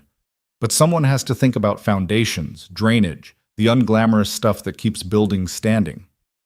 And companies, the banker added. Sarah's speech the other night, about fundamentals over flash, that was influenced by you? Jack glanced at Sarah, who was deep in conversation but somehow still monitoring him. We talked about it, but the conclusion was hers. Modest. The Japanese investor smiled. Also refreshing. Mr. Thornton, may I ask you something personal? Sure. What do you want from this? From Sarah? From Chen Enterprises? From this world you've entered? Jack set down his fork, met the man's gaze directly. I want Sarah to be happy. Actually happy. Not just successful. I want to build a life with her that includes both our worlds, not just hers, and I want to get home to my daughter, who's probably driving her friend's mother crazy with astronomy facts right now. He paused. If you're asking whether I'm after Sarah's money, the answer is no. I've got everything I need. Sarah's just everything I want. Silence around their section of the table. Then the banker raised his glass. To honesty, and to men who know the difference between wanting and needing. Others joined the toast, and Jack saw Sarah across the table. Eyes bright with tears, she blinked away quickly. After dinner, people mingled on the terrace overlooking the city. Jack found Sarah alone for a moment, staring at the lights. You okay? He asked, sliding an arm around her waist. Better than okay. Jack, do you know what you just did in there? Had dinner? You won over the toughest investors in the room. The German banker hasn't approved of anyone I've dated since, well, ever. And Mr. Sato never asks personal questions unless he's genuinely interested in the answer. Sarah turned in his arms. They see what I see? Someone real. Someone good. I just told the truth. Exactly. And in a room full of people who deal in calculated responses and strategic answers, the truth was revolutionary. She kissed him softly. I'm so glad you're here. Me too. Even with the 6 forks and the wine I can't pronounce. Next time we'll skip the formal dinners and just get street food. There's going to be a next time. Singapore office needs quarterly check-ins. Someone has to make sure they're maintaining those fundamentals. Sarah's smile was mischievous. And I hear there's this really good construction consultant who might be available. Might be. Depends on the terms. Very favorable terms, includes the consultant's girlfriend and possibly his daughter if she wants to come. Jack pulled her closer. Emma would love that. She's been asking about international travel. Then it's settled. We'll come back in 3 months. Make it a family trip. Family? The word settled warm in Jack's chest. Somewhere along the way, that's what they'd become. Not just him and Emma anymore, but the 3 of them. A family. The rest of the evening passed smoothly. Jack continued to surprise people with his directness, his practical wisdom, his complete lack of pretense. By the time they left, several investors had specifically requested him for future consultations, and 2 had asked if he'd consider permanent positions with their firms. You could have your pick of jobs, Sarah said in the car back to the hotel. Any of those companies would hire you in a heartbeat. Not interested. Not even curious? International consulting, 6-figure salary, travel the world? Jack thought about it honestly. Maybe 5 years ago. But now? Emma's in school. I've got my crew, my community. My life's not perfect, but it's mine. I don't want to trade it for something shinier. Even for me. You're not asking me to trade anything. You're asking me to add to what I have. That's different. He took her hand. I'll consult when it makes sense. Come on trips like this when I can, but my home's still my home. Emma's still my priority. That work for you? Sarah kissed his knuckles. That works perfectly. Because I'm starting to think my home might be wherever you and Emma are, not in some penthouse or corner office. Sarah Chen, are you saying you want to split time between your billion-dollar company and my 2-bedroom house? I'm saying I want balance. Time with you, time with Emma. A life that's about more than just work. She rested her head on his shoulder. Think we can make that work? We can try. Probably mess it up sometimes, have to adjust, figure it out as we go. Sounds perfect. The final 2 days of the conference flew by. Jack finalized his renovation recommendations, presented them to the facilities team, and watched them implement changes he'd suggested. Sarah closed deals, strengthened partnerships, and somehow found time to sneak away with Jack to explore Singapore. They ate street food in hawker centers, walked through gardens by the bay, took a boat ride to Sentosa Island. They held hands like teenagers, kissed in quiet corners, built memories that had nothing to do with business. On their last night, they skipped the closing gala, Sarah claiming a headache, Jack backing her up. Instead, they ordered room service and sat on Sarah's balcony watching the city lights. "Thank you," Sarah said quietly. "You keep thanking me. For what? For coming. For being exactly who you are. For showing me that I can have this love and career, personal life, and professional success. For proving that I don't have to choose." She turned to face him. "Jack, when we get home, I want to talk about the future. Real plans, not just vague ideas." "What kind of plans?" "The kind where you and Emma are permanent fixtures in my life. Where we figure out how to blend our worlds. Where maybe, eventually, we make it official." She pulled a small box from her pocket, and Jack's heart stopped. "I'm not proposing. Not yet. But I want you to know I'm thinking about it. About forever with you." She opened the box to reveal a simple silver band. Masculine, understated, perfect. "It's a promise," Sarah explained, "that I'm serious about us. About this. About building something real that lasts." She took out the ring, held it up. "So what do you say, Jack Thornton? Ready to plan a future with me?" Jack looked at the ring, at Sarah's hopeful face, at the life spreading out before them full of possibility and challenge and love. He thought about Emma, who'd be thrilled, about Mary, who'd approve, about himself, and whether he was brave enough to say yes to something this big. Then he held out his hand and Sarah slipped the ring on his finger. "I'm ready," he said, "for all of it." They kissed as Singapore sparkled below them, two people from impossible different worlds who'd found each other anyway, who'd chosen each other despite every obstacle, who were building something neither had known they needed, but both couldn't imagine living without. The flight home was quieter than the flight over. They were both exhausted, content to simply be together.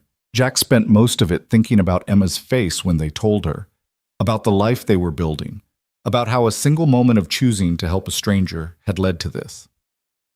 "What are you thinking?" Sarah asked, waking from a nap. "That I almost didn't stop that night. On the mountain.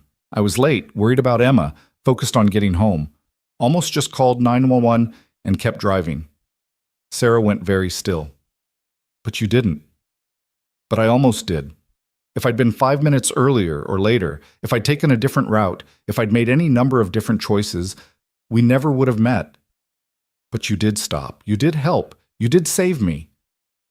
Sarah took his hand, the one with the ring. "Maybe it was fate. Maybe it was luck. Maybe it was just a good man making the right choice in the moment. Does it matter which?" "No, I guess it doesn't. All that matters is where we are now and where we're going." She squeezed his hand. Together. They landed in the early morning, bleary-eyed and jet-lagged. Jack's truck was still in the airport parking lot where he'd left it a week ago. Sarah's driver was waiting to take her to the office for an emergency meeting about the Singapore deals. "I'll see you tonight?" Sarah asked at her car.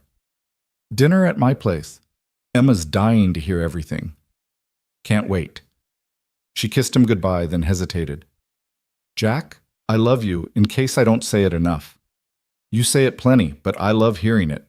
He kissed her again.